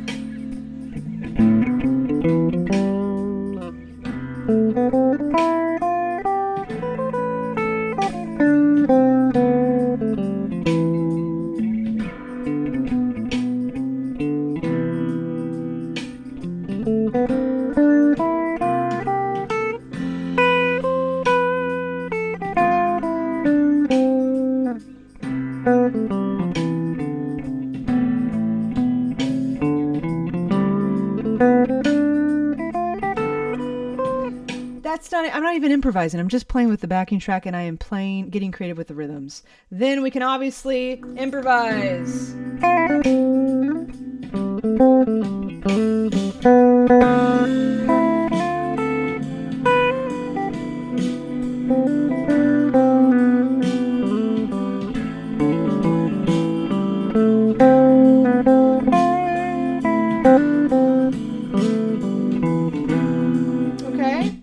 We can start improvising. Now, as simple as this is, the reason why I can make this happen is, I've been playing with these scales for a long time, okay? But if you can focus, remember our 3 elements, we have to learn the pentatonic scale or the major scale, we have to know what it is. We have to be able to map it out with the finger positions. That's the learning process. We have to practice it. So even just going up and down the scale, practicing it, you're understanding it. And then we got to apply it. We got to get creative with it.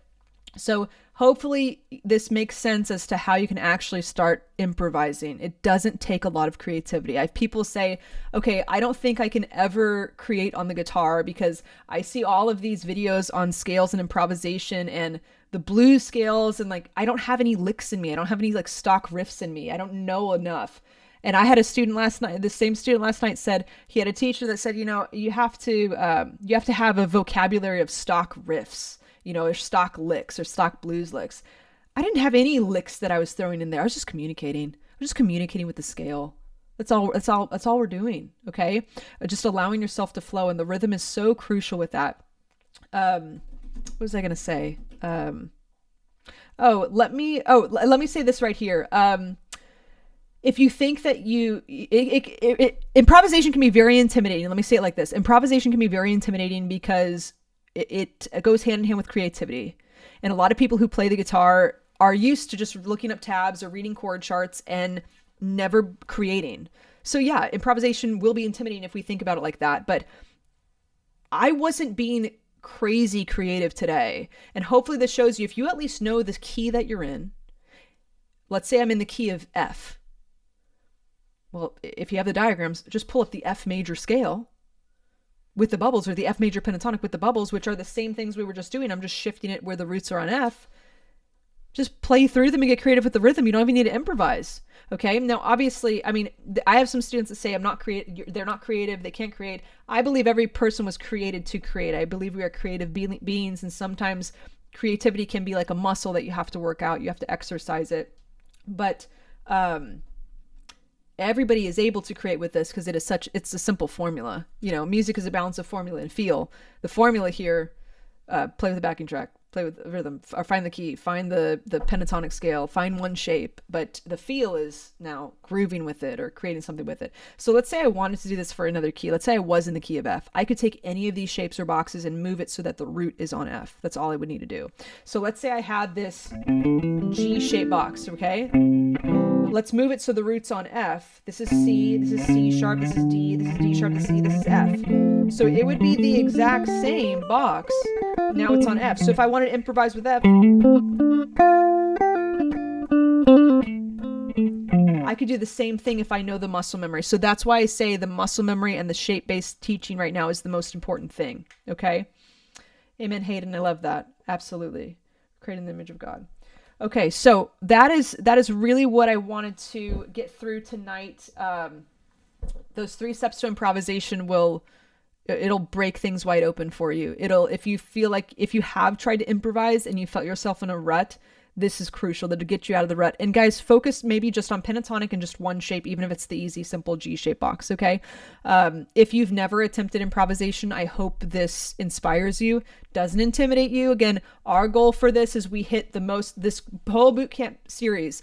We're hitting the most important topics, I believe, in music. We hit music theory. We hit navigation of the fretboard, which is fretboard formulas. We hit cage system, which really will entitle all future chords. Every future chord will come from one of these shapes. Every triad will also come from one of these shapes. And then scales and improvisation. These are the most important aspects of learning the guitar.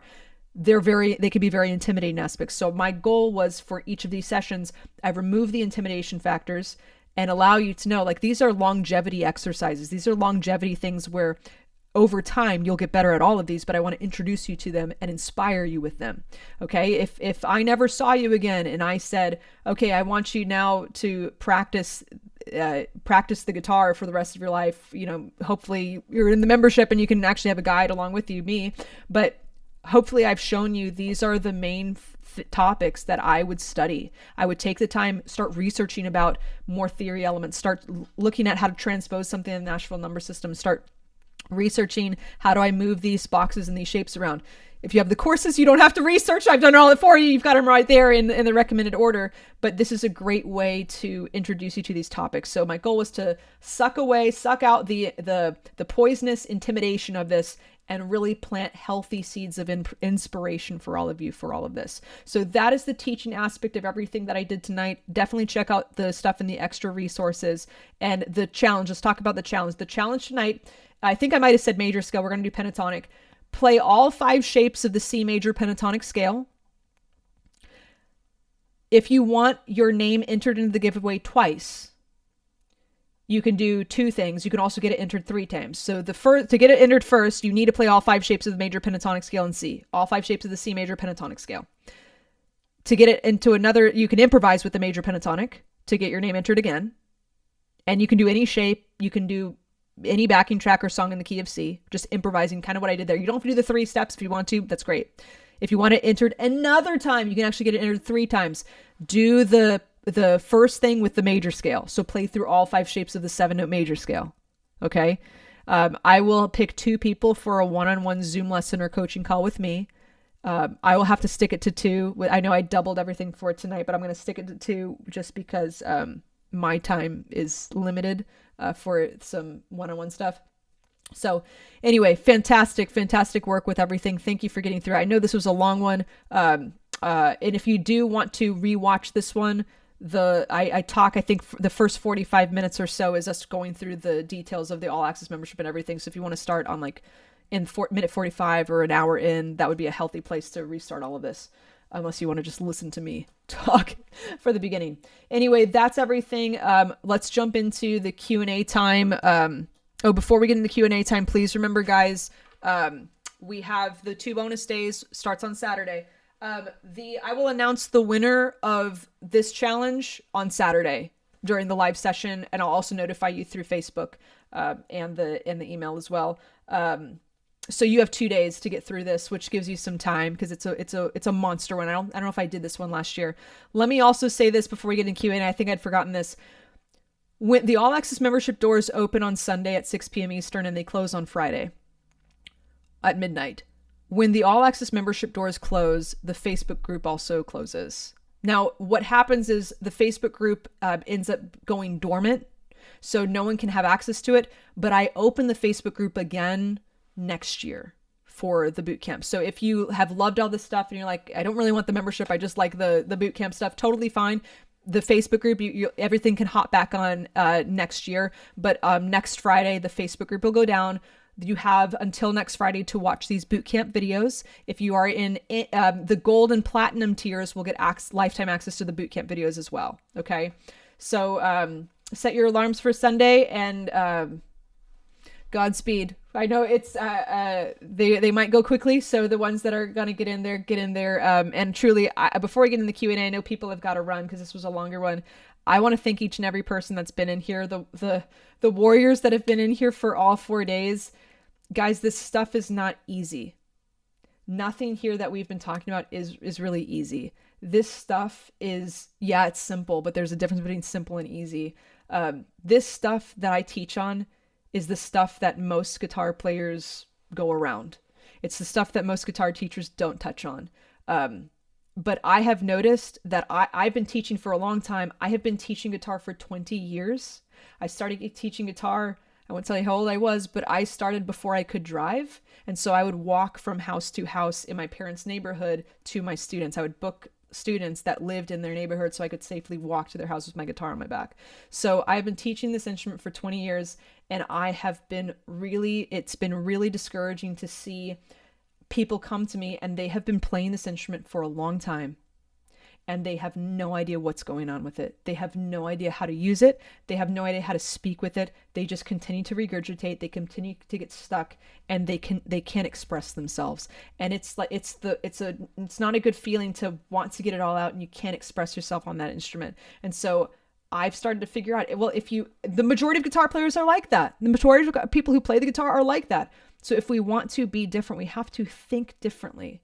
And so I teach on stuff that most people, honestly, there are some people that make fun of it. Some people honestly make fun of me for teaching the cage system because, they're going to get stuck in their boxes. Well, your students aren't playing anything. My students are actually soloing on the first day, okay? So I've been made fun of for the stuff that I teach. I've been said that this is a nerdy way of teaching. I'm telling you right now, guys, the fact that you stuck with this, I'm going to tell you it's going to pay off. So I thank you for indulging me in my nerdiness, and I love doing this. So thank you for joining me with this. But I really, truly hope that this has inspired you. I hope that if you've been playing for a while, this has reignited a fire in you, a passion in you to really learn this instrument and see its worth and see how beautiful it truly is. And I hope I've inspired you not only to play the guitar more, but I hope that you've fallen in love more with this instrument.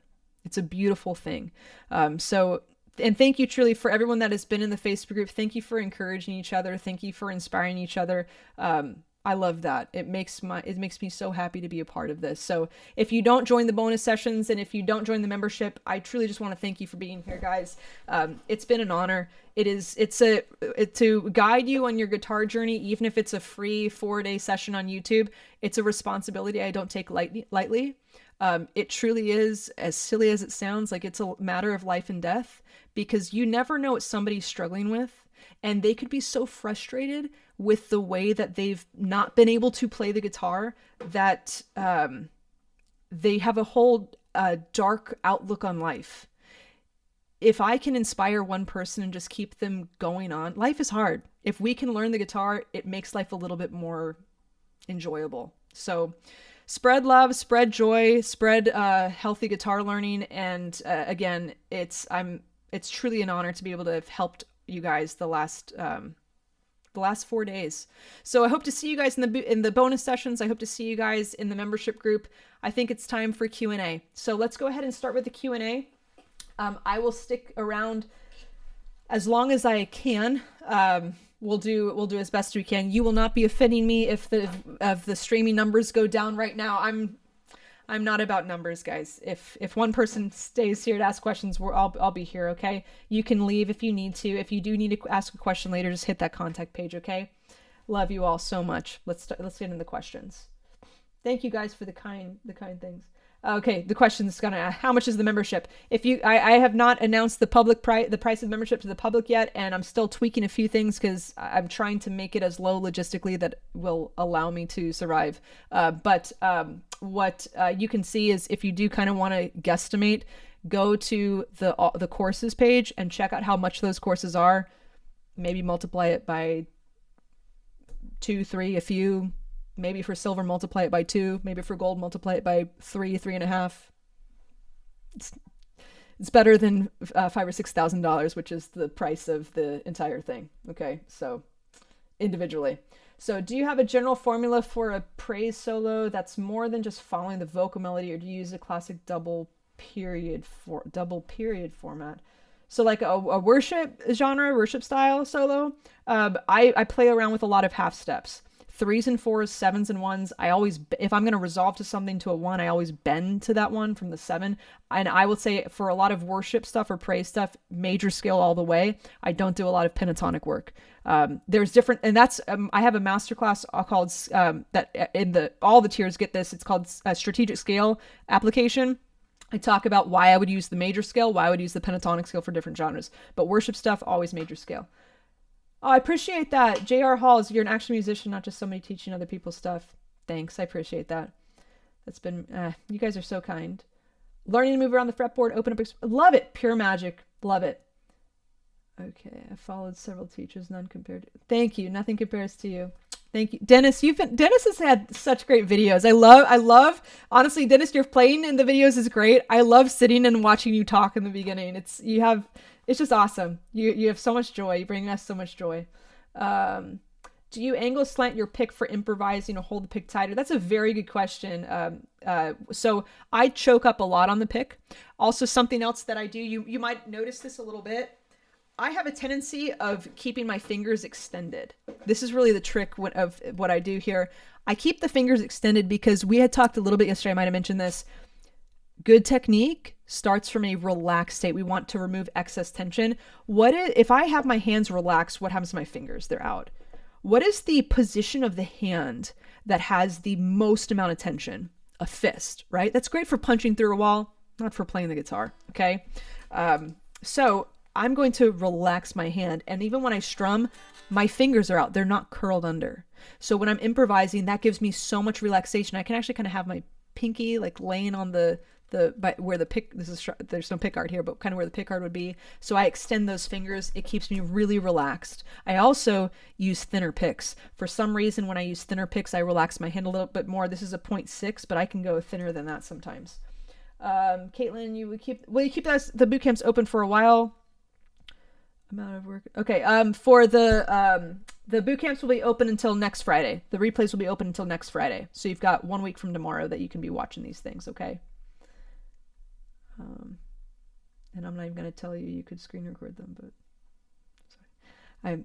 I'm a terrible salesman. I want to help people as much as possible. You guys can, there are ways to, I don't want this to get taken off of YouTube, but you guys are wise. What was the song finder? Okay, songkeyfinder.com. If I remember, I will put it in the Facebook group. Songkeyfinder.com will allow you to find any songs, thousands of songs in any key. If you're in the key of E flat, you can click E flat. There's a ton of songs in there.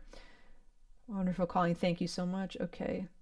Question, clarity, challenge 2 is improvising. Okay, I will write this out. You'll get it on the email. For the challenge, there's three ways to get into it. Play all 5 shapes of the pentatonic scale in the key of C.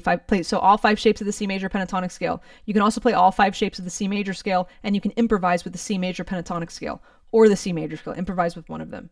You don't have to do the full neck, just any of the shapes. For weeks, I've been practicing the pentatonic scale in G major or E minor. Not sure that works, but both. Yes, so those are relative. But I've been practicing in minor. They're relative. G major and E minor are the same. They're relative. It just depends on what we're resolving to. Where the backing tracks. This is a YouTube link. I will put this in the Facebook group. Let me write that here. I'm going to put song key finder and backing track. I can even put it on the email that I send out tonight to you guys if you're not in the Facebook group. Hey girl, the rhythm tip on lead was fire. Great. Can you show a quick mode using your C song backing track? I don't want to confuse people, but so I'm not going to solo with this. I'm not going to solo with modes tonight because I don't want to scare people. But because it shouldn't be intimidating, we should learn modes in a controlled setting. But if I wanted to, okay, over the 1 chord, I can solo over Ionian. Over the 2 chord, I can solo over D Dorian. Over the 3 chord, I can solo over E Phrygian if I want to. So that's how I would do it. So it's called diatonic playing with modes. My modes course goes over it in depth. I don't want to dive too much into that because I don't want to divert people, but there is a total way to do that. Remind me of the bonus session is that Sunday. Saturday, 6 p.m., we're talking about practicing, 6 p.m. Eastern on Saturday. Sunday, 2:30 p.m. Eastern, we're talking about rhythm playing and capo theory. Can I purchase a one-on-one Zoom? If yes, you do not need to be a member, silver, gold, or platinum to purchase a one-on-one Zoom lesson. The link is in the description to book a lesson. I'm booked now through about mid-March, but you can book a lesson in anything that's available. You get it. Go for it. Oh, thank you so much, guys. Been at it for 6 years, self-taught. I've learned a lot, really nothing at the same time, if that makes sense. Yep, learned a lot, nothing. That makes sense. Yep. Will the Facebook group stay up? The Facebook group will stay up until next Friday when the doors to the All Access membership close. The bootcamp goes down. The bootcamp videos go down. Facebook group goes down. Bootcamp videos go into the gold and platinum member community group. And that's our new Facebook group, really. But it's outside of Facebook. I learned the C minor pentatonic and the G shape. Just wondering when you do the C major pentatonic, why you don't start with your pinky on the C note. So you do start with the pinky on the C note when you shift it up, fretted version. So if you do C major pentatonic, I don't need the pinky because it's an open string. If I was going to do C sharp major pentatonic in the C shape, I would use the pinky. So it's because of a fretted position versus open. I used what I learned to teach my daughters how to find a note on the fretboard. Good. Oh, that's awesome. Thank you. I love to hear that. Thank you, Brent. Thank you guys for the rotacular. I appreciate that. Thank you so much for the YouTube tips. That's amazing. Thank you. I truly, truly appreciate that. That's not why I do this, but I thank you guys so much.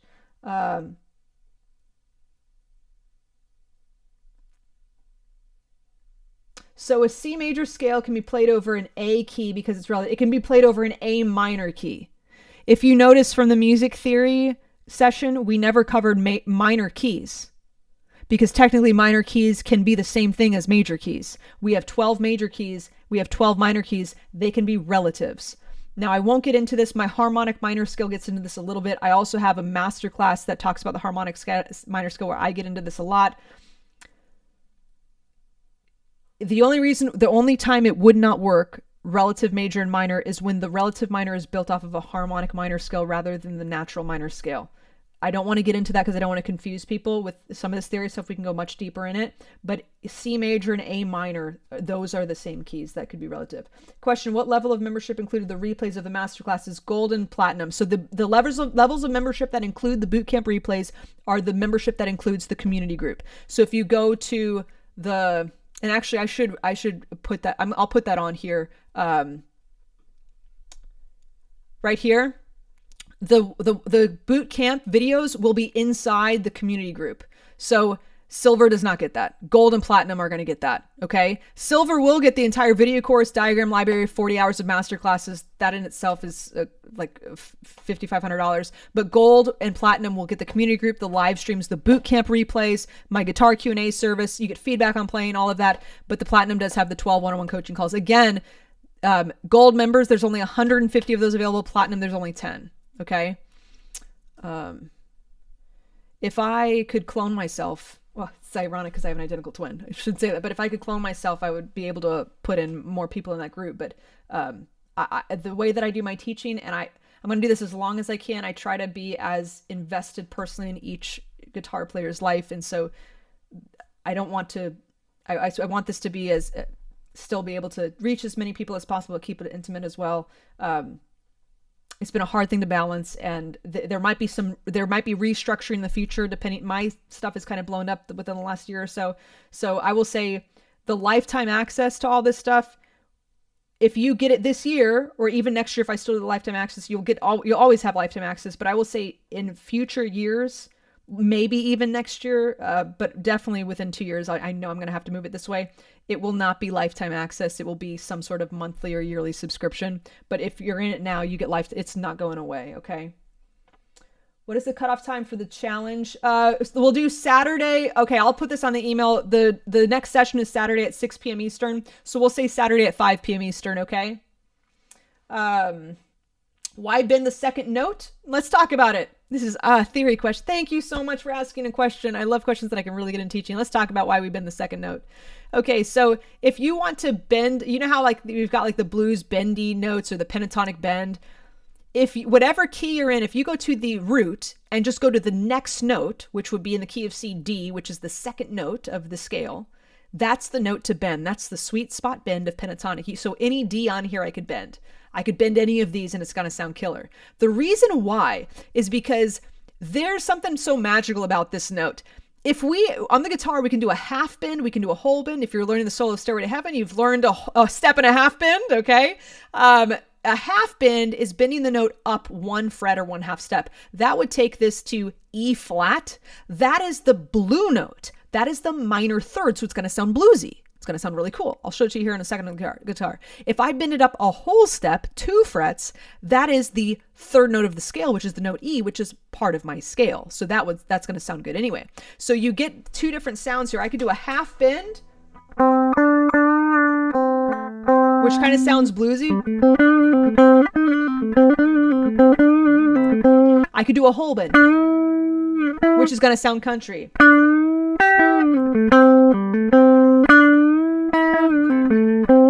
Half bend's going to sound bluesy.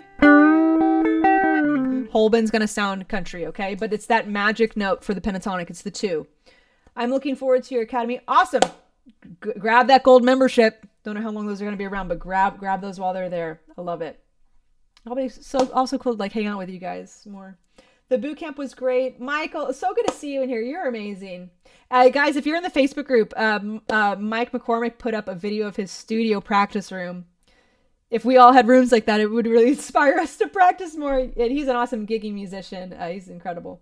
You're an excellent teacher. Thank you. Make you feel like you could learn when you've been overwhelmed.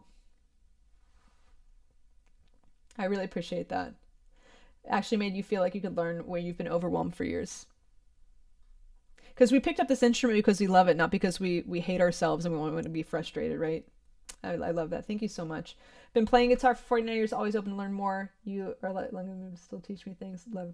Thank Jesus for lessons. Praise God. Love it. Thank you so much. I'm going to, rewatching this one tomorrow will be good. Again, guys, if you rewatch this one, I spend about 45 minutes talking about the just winners, giveaway, membership stuff. So 45 minutes in is where the teaching really starts. Most valuable absolute. Thank you, Michael. I appreciate that. Thank you so much. Oh, this refreshed on me. Gotta go back here. Hang on. Is there a way I can expand this chat feature? I don't know if I can. Oh, I just figured out how I could zoom in. I'm as intelligent as I can be with the degree I have in everything. I can't escape being blonde. There are some things I could have been zooming. I've been like squinting my eyes. I can just zoom in on here, guys. I feel like I'm a genius in some aspects, like guitar, and I'm a failure in so many other things. Do you touch on pinch harmonics? Yes, I have a masterclass called, it's in the masterclass recordings. I believe it's in there, the harmonics one. If it's in there, I talk on pinch harmonics, but this is the great thing about the masterclasses, this is the great thing about the gold and platinum membership with the community group. Even if I don't have a session on it, you can go to that area in the community group that says masterclass suggestions and say, hey, can you okay, somebody already put Travis Tritt or guitar tone masterclass. This is awesome. Okay. So, if you want to, you can put in something that says, can you do a masterclass on pinch harmonics? And if it's something that I can answer in like a 5-minute video, I'll put it in the mini lessons. If it's something that I think, I would really like to do a 30-minute session on this or an hour session on this, then I'll add that to the schedule of masterclasses. Okay. How much should I charge my current guitar teacher, soon to be ex-guitar teacher, to explain this great lesson to him? He needs help. I don't know. God bless. I don't know. I teach how to understand the guitar. I don't teach the guitar. I teach a different way. It's a totally different thing. I don't know. I kind of feel like most of what I do is reframing the mind in order to teach it. Transforming, if you will. Okay. If I'm understanding this correctly, if a song is in the, hey Peggy, good to see you. Good to see your name in here. If I'm understanding this correctly, if a song is in the key of G, would you find the root of the G shape to practice the major pentatonic scale? Absolutely. So let's say I had this box. This is the key of C that we learned it in, right? That's the root, the red dot. As long as you move this around so the red dot is on G. Let's move this up. Here's a G. There we go. There would be the G major pentatonic scale. But you could also do this one in an open position. Okay, so as long as you move these around so the red dot is on the note of the key, the root, you've got it. I would rather be an authentic person than a slick salesperson too. Yeah. Okay. Yeah, I feel like I could be way more successful if I was a good salesperson. I'm not. I just like teaching the guitar. Coach, the lefties need some orientation. Yeah. Okay. Coach, the lefties. Okay, so I'm actually in the process of developing all of my diagrams for left-handed people, and I really hope to have that done by the summer. So if you are a left-handed guitarist and you're so sick of not having diagrams like in every key, I am currently in the process of doing that for so like my complete diagram library. Right now, it's all for right-handed. My goal is to not just have you be able to hold it up to a mirror and look at it like a left-handed, but actually invert it to left-handed. So I'm in the process of that. And the great thing is if you're in any of these membership tiers, even silver and up, anything I add, you get. So if in May, I add all the left-handed diagrams, everybody in here will get it. That's it. I see so many younger guitar players use the finger as opposed to the pick is the future of music. So there's a lot, think Polyphia and Plini and all these other guys, hybrid picking has become a little bit more, which I'm okay with because it requires actually classical technique in order to do that. Like Tim Henson of Polyphia, I shouldn't say that because it's all copyrighted stuff, but if you're ever wanting those tabs, let me know, like for all the Polyphia stuff. Anyway, I think the future is a little bit more like that, which I'm okay with because that is, you have to have good technique for that. The silver includes all bootcamp videos? No. So the silver tier does not include bootcamp videos. The bootcamp videos are only they're a part of the community group. So gold and platinum get access to this private insider only community group. And there is a page in here that says bootcamp replays. And all of the bootcamp replays will be on here. You can actually view them from the 2 previous bootcamps I've run. They're still there. So gold and platinum get the bootcamp videos. And I'm going to make that clear. I'll update that little image that has the little check marks on it for that. Again, what did I say? I'm a terrible salesperson, right? Hey, do you have a favorite faith-based band or person? I actually just played I played with Kim Walker-Smith from Jesus Culture this past weekend. That's why I was stranded in Indiana over the weekend. And honestly, she's one of my favorites because she's very... it's heavy. She's very spirit filled.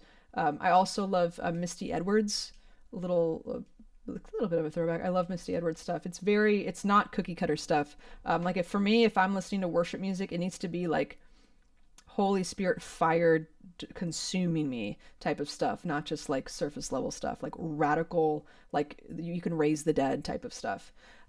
Jack Johnson, it's all relative. The Gratitude, you're awesome. I just got to give a shout out to the Gratitude. You are the most encouraging person on here. His YouTube comments, he's brings a great vibe. You're incredible. Caitlin, how to be tension free for new stuff that one's learning. I've noticed that if it's new, I have a lot. Yeah, of course, don't we all? So this is the most frustrating thing. I could say, yeah, just remove excess tension from your body and you can play better. Well, then now you're thinking about it, so it's even harder. Whenever you're learning something new, you develop a lot of tension. So let's think about in life. when we have tension, what are situations where we usually have tension? We're rushed, we're hurried, we're stressed. There's some sort of stressor on our body or on our mind. So let's try to remove the stressors, then we can remove the tension from our body. So anything that you are practicing and this takes a lot of patience, which I've grown in my patience. I used to not have a lot, and the Lord's been working on me. I have a little bit more patience now, but let's remove stressors from our body, our mind, our soul. Take your time. Anything that you're playing, if you feel tension in your body, play it incredibly slow. Play it very slow. Another thing that I want you to do to remove tension is give yourself grace. If you are expecting yourself to play something perfectly, you're going to get upset at yourself. You're going to get frustrated. When we get frustrated, it increases our stress, it increases our tension. So you have to learn to develop a healthier relationship with yourself, the musician. You are not a perfect musician. We have to give ourselves grace. So not saying that I want you to keep the bar really low and not have expectations on yourself, but please, guys, give yourself grace when you're working through this. We need to be approaching this might be the first time anybody's actually heard what you should actually learn on the guitar rather than just learning Sweet Home Alabama tabs. Okay. Nothing wrong with that, but this is a little bit different. I want you to view this like we're learning a foreign language. We got to give ourselves grace with this. So give yourself grace, take things slow. Also, don't try to do everything all at once. So we're going to talk a lot about, Saturday is going to be a lot about mental health with practicing as well. That'll be a great one. And those sessions will also be recorded as well until next Friday. Okay, so you are going to talk about modes too. Great. Yeah, I've got a modes course up there. I actually have multiple modes masterclasses that are available for gold and premium members, and in the 40-hour bundle of masterclasses that silver even gets, there's a lot of modes. I'd say you're outstanding sales posting. Okay, well, good. You're quick and clear. However, those who don't get an approach are connected with you. Love, thank you, Tom Cuts. You're amazing, guys. He's got a great arsenal of guitars. My gosh, his videos are amazing. How to make something more melodic. Do you need more distance from your previous note, or is that considered melody playing? Okay, if you want to make something more melodic, we need to stop thinking like guitar players. This is where people will want to throw things at me. So usually when people say, how do I get better at lead guitar playing? How do I get better at soloing? Well, learn guitar solos, right? I'm not like that. Think about what guitar soloing is: communication. What do we do on a daily basis that is how we communicate? We speak the English language. Well, I speak English. Other people speak other things, but we speak, okay? Vocalists are excellent at making things sound melodic because they always sing melodies. They learn how to control their breathing so notes can connect. So if you want to become a more melodic player, instead of focusing on learning solos and riffs and all of these things, learn vocal melodies by ear. Learn vocal melodies by ear. If you want to learn Let It Be, instead of learning the solo first, learn the melody. Da, da, da, da, da.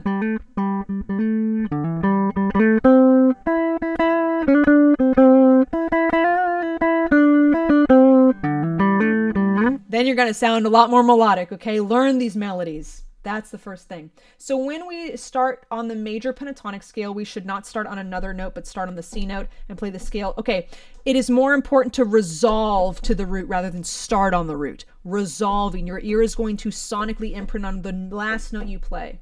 Don West, thank you so much. Oh, Don, thank you so much. I appreciate that. Can you ask questions on silver level? No, you cannot ask. I shouldn't say it. No, you cannot ask questions. So during this bootcamp sessions, this bootcamp season, what I call my bootcamp season is really from Black Friday to the first week of February. In this time, I try to be as responsive as possible, answer as many questions that come to me through the contact page for the majority of the year, February through Thanksgiving. The only questions that I really answer are questions from my private community group, my membership group. And the way that they ask questions is they can DM me up here, or they can click ask a question and type in their question and I respond to them. Okay. So the groups that get ask the questions, that is in the community group, that's the gold and platinum. The silver, I shouldn't say the only thing the silver gets because it's incredible. The video courses, the diagrams, and 40 hours of masterclass recordings. There's no I I shouldn't say it like this, but there's no connection with me. There's no, oh, let me hop on and ask Caitlin a question. There's none of that. If you are wanting me to be your personal guide and coach, the gold and platinum is it. Even just the gold. The platinum gives you some one-on-one calls. You can still get that with the gold, and you can still book a lesson with me if you want for the platinum. The link is in the description of this channel right here. Could you show how the diagonal pentatonic fits through cage? I'm not going to show it right now. It's the 3-2-1 method. I've got a video course on this. I've got multiple master classes on this in that all of the tiers are welcome to. Basically, start on the root, go up 3 notes of the scale. Next string, play 2 notes of the scale. Next string, play 1. 1, 2, 3, 1, 2, 1. And you can start moving horizontally, okay? But I've got courses on that. Oh, Julie, mint A minor, yes. Can you please repeat what you're saying about dissonance? Dissonance, the closer notes are together, you can create dissonance. Like E and F is really tense. There's a lot of tension. E and G, less tension. It's going to sound a little more melodic. Thank you, Lloyd. I appreciate that. I share what the Caitlin saying about teacher cells. Thank you. Appreciate that. Do you put a legend on diagrams for what finger? So I don't do legends because this might sound crazy, but I don't do legends because I want I want them to actually I want them to understand 1 finger per fret. So I don't put the finger positions for 2 reasons. And this might sound crazy, but I don't put finger positions on the diagrams for 2 reasons. 1, the only time I want students thinking about numbers is not 1, 2, 3, 4, 5 or 1, 2, 3, 4 with the fingers. The only time you are thinking about numbers, and this is why I don't do a lot of tabs, but Nashville number system, scale degree numbers. That's it. I don't want to get confusing with the scale degrees of the notes or of the major scale and then numbers of the fingers. I just tell my students 1 finger per fret, make it work. Okay. My video courses break down the visual of that. That will also help you memorize it quicker. It's a teaching strategy that I've done for really the last 5 years. And my students remember the finger position so easily. Oh, you're fine. All caps. No, you're fine. Is there a course on chord extensions on the PDFs, chords? I do. I have a masterclass on it. So the silver, all the tiers, if you go to that masterclass bundle, there's one on color tones where we talk extensions. We talk suspensions. I do have an identical twin. She's an incredible writer. She's a musician. Her name's Courtney. What genres lend themselves? Actually, if you go on Instagram, Coco May Miley is her name, and she's a brilliant poet, writer. She's far more talented than I am. Will you show how to mix the major, minor pentatonic scales? My courses and masterclasses do. Basically, if you want to mix major and minor, you can do it 2 ways. You can do relative or you can do parallel. Relative is when you play like C major and A minor. Parallel is when you play C major and C minor. So C major and A minor, here's C major, pentatonic scale, and A minor. Still the same tone, key or tonal center, but if I did C major, then C minor. This is what John Mayer calls the pentatonic equator. If you take any box where the pinky is, if you take this box, put the index finger on there, play the same box, and that's the equator from parallel major to parallel minor. John Mayer's got a better video on it than I do the last 12 seconds that I explained that. Just search John Mayer pentatonic equator and I'll pass this teaching over to him. I feel like he's my soulmate and we never met. Okay, I've been practicing the cage bar chords. It's some bigger chords stretching across 4 and 5 frets and having some burning in my forearm. If you have burning in your forearm, try to release. I know I said try to release. Look at how your fretting hand. Okay, sorry, I was thinking plucking hand. If you have burning in your forearm from stretching, angle the guitar up, even if you want to go nerdy classical style, and bring that elbow in. Bring the elbow in because it's going to help the stretch. Lower the thumb, bring the elbow in, and do that bar chord guitar hack. I talk about this at the end of my session last night. I have such trouble with bending notes. If you have trouble with bending notes, we're not bending with 1 finger. We're bending with multiple fingers. So what I mean by that, if I'm bending this note here, put your middle and index back there and let them help you out with that. Instead of just bending this, let them help you out with that, okay? Don't want Sunday to come. Yeah. Join the membership. We'll be here for the rest of your life or mine. Could you collaborate on CCM with someone across the pond? Yeah, absolutely. I do a lot of stuff with CCM. I've been blessed to play with a lot of worship artists. Is there a formula for walk-ups and walk-downs? Major scale. If you have like a walking bass line, it's just walking up and down the scale. All those fancy like jazz bass line walk-ups and walk-downs, just follow the major scale. Just follow the major scale.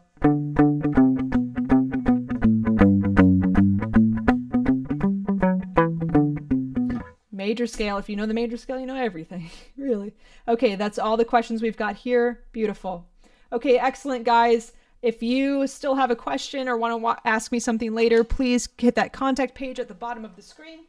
Excuse me, at the bottom of the screen. The bottom of the diagram. Good Lord, I have been teaching for too long this week.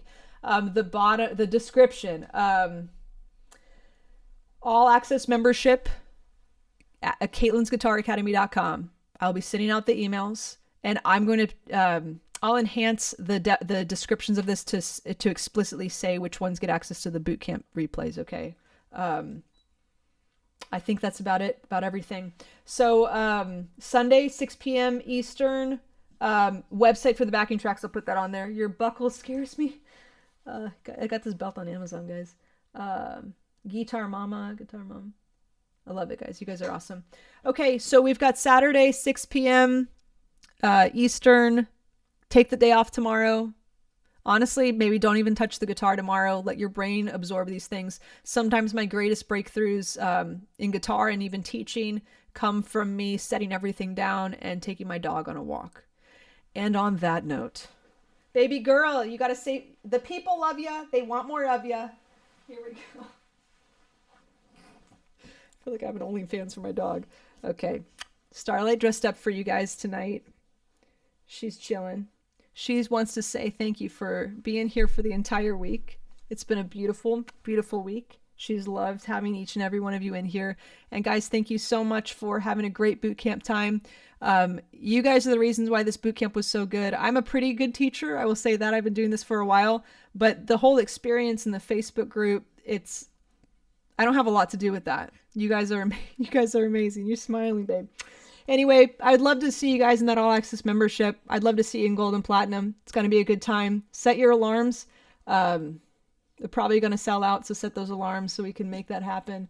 And if you don't get in this time, I'll open it up again in 2027. And I'll see you guys Saturday night at 6 p.m. Eastern. We're going to talk about practicing. We're trying to talk about goals, how to practice all this stuff so you're not overwhelmed. And we're going to also talk about mental health with practicing and giving ourselves grace, right?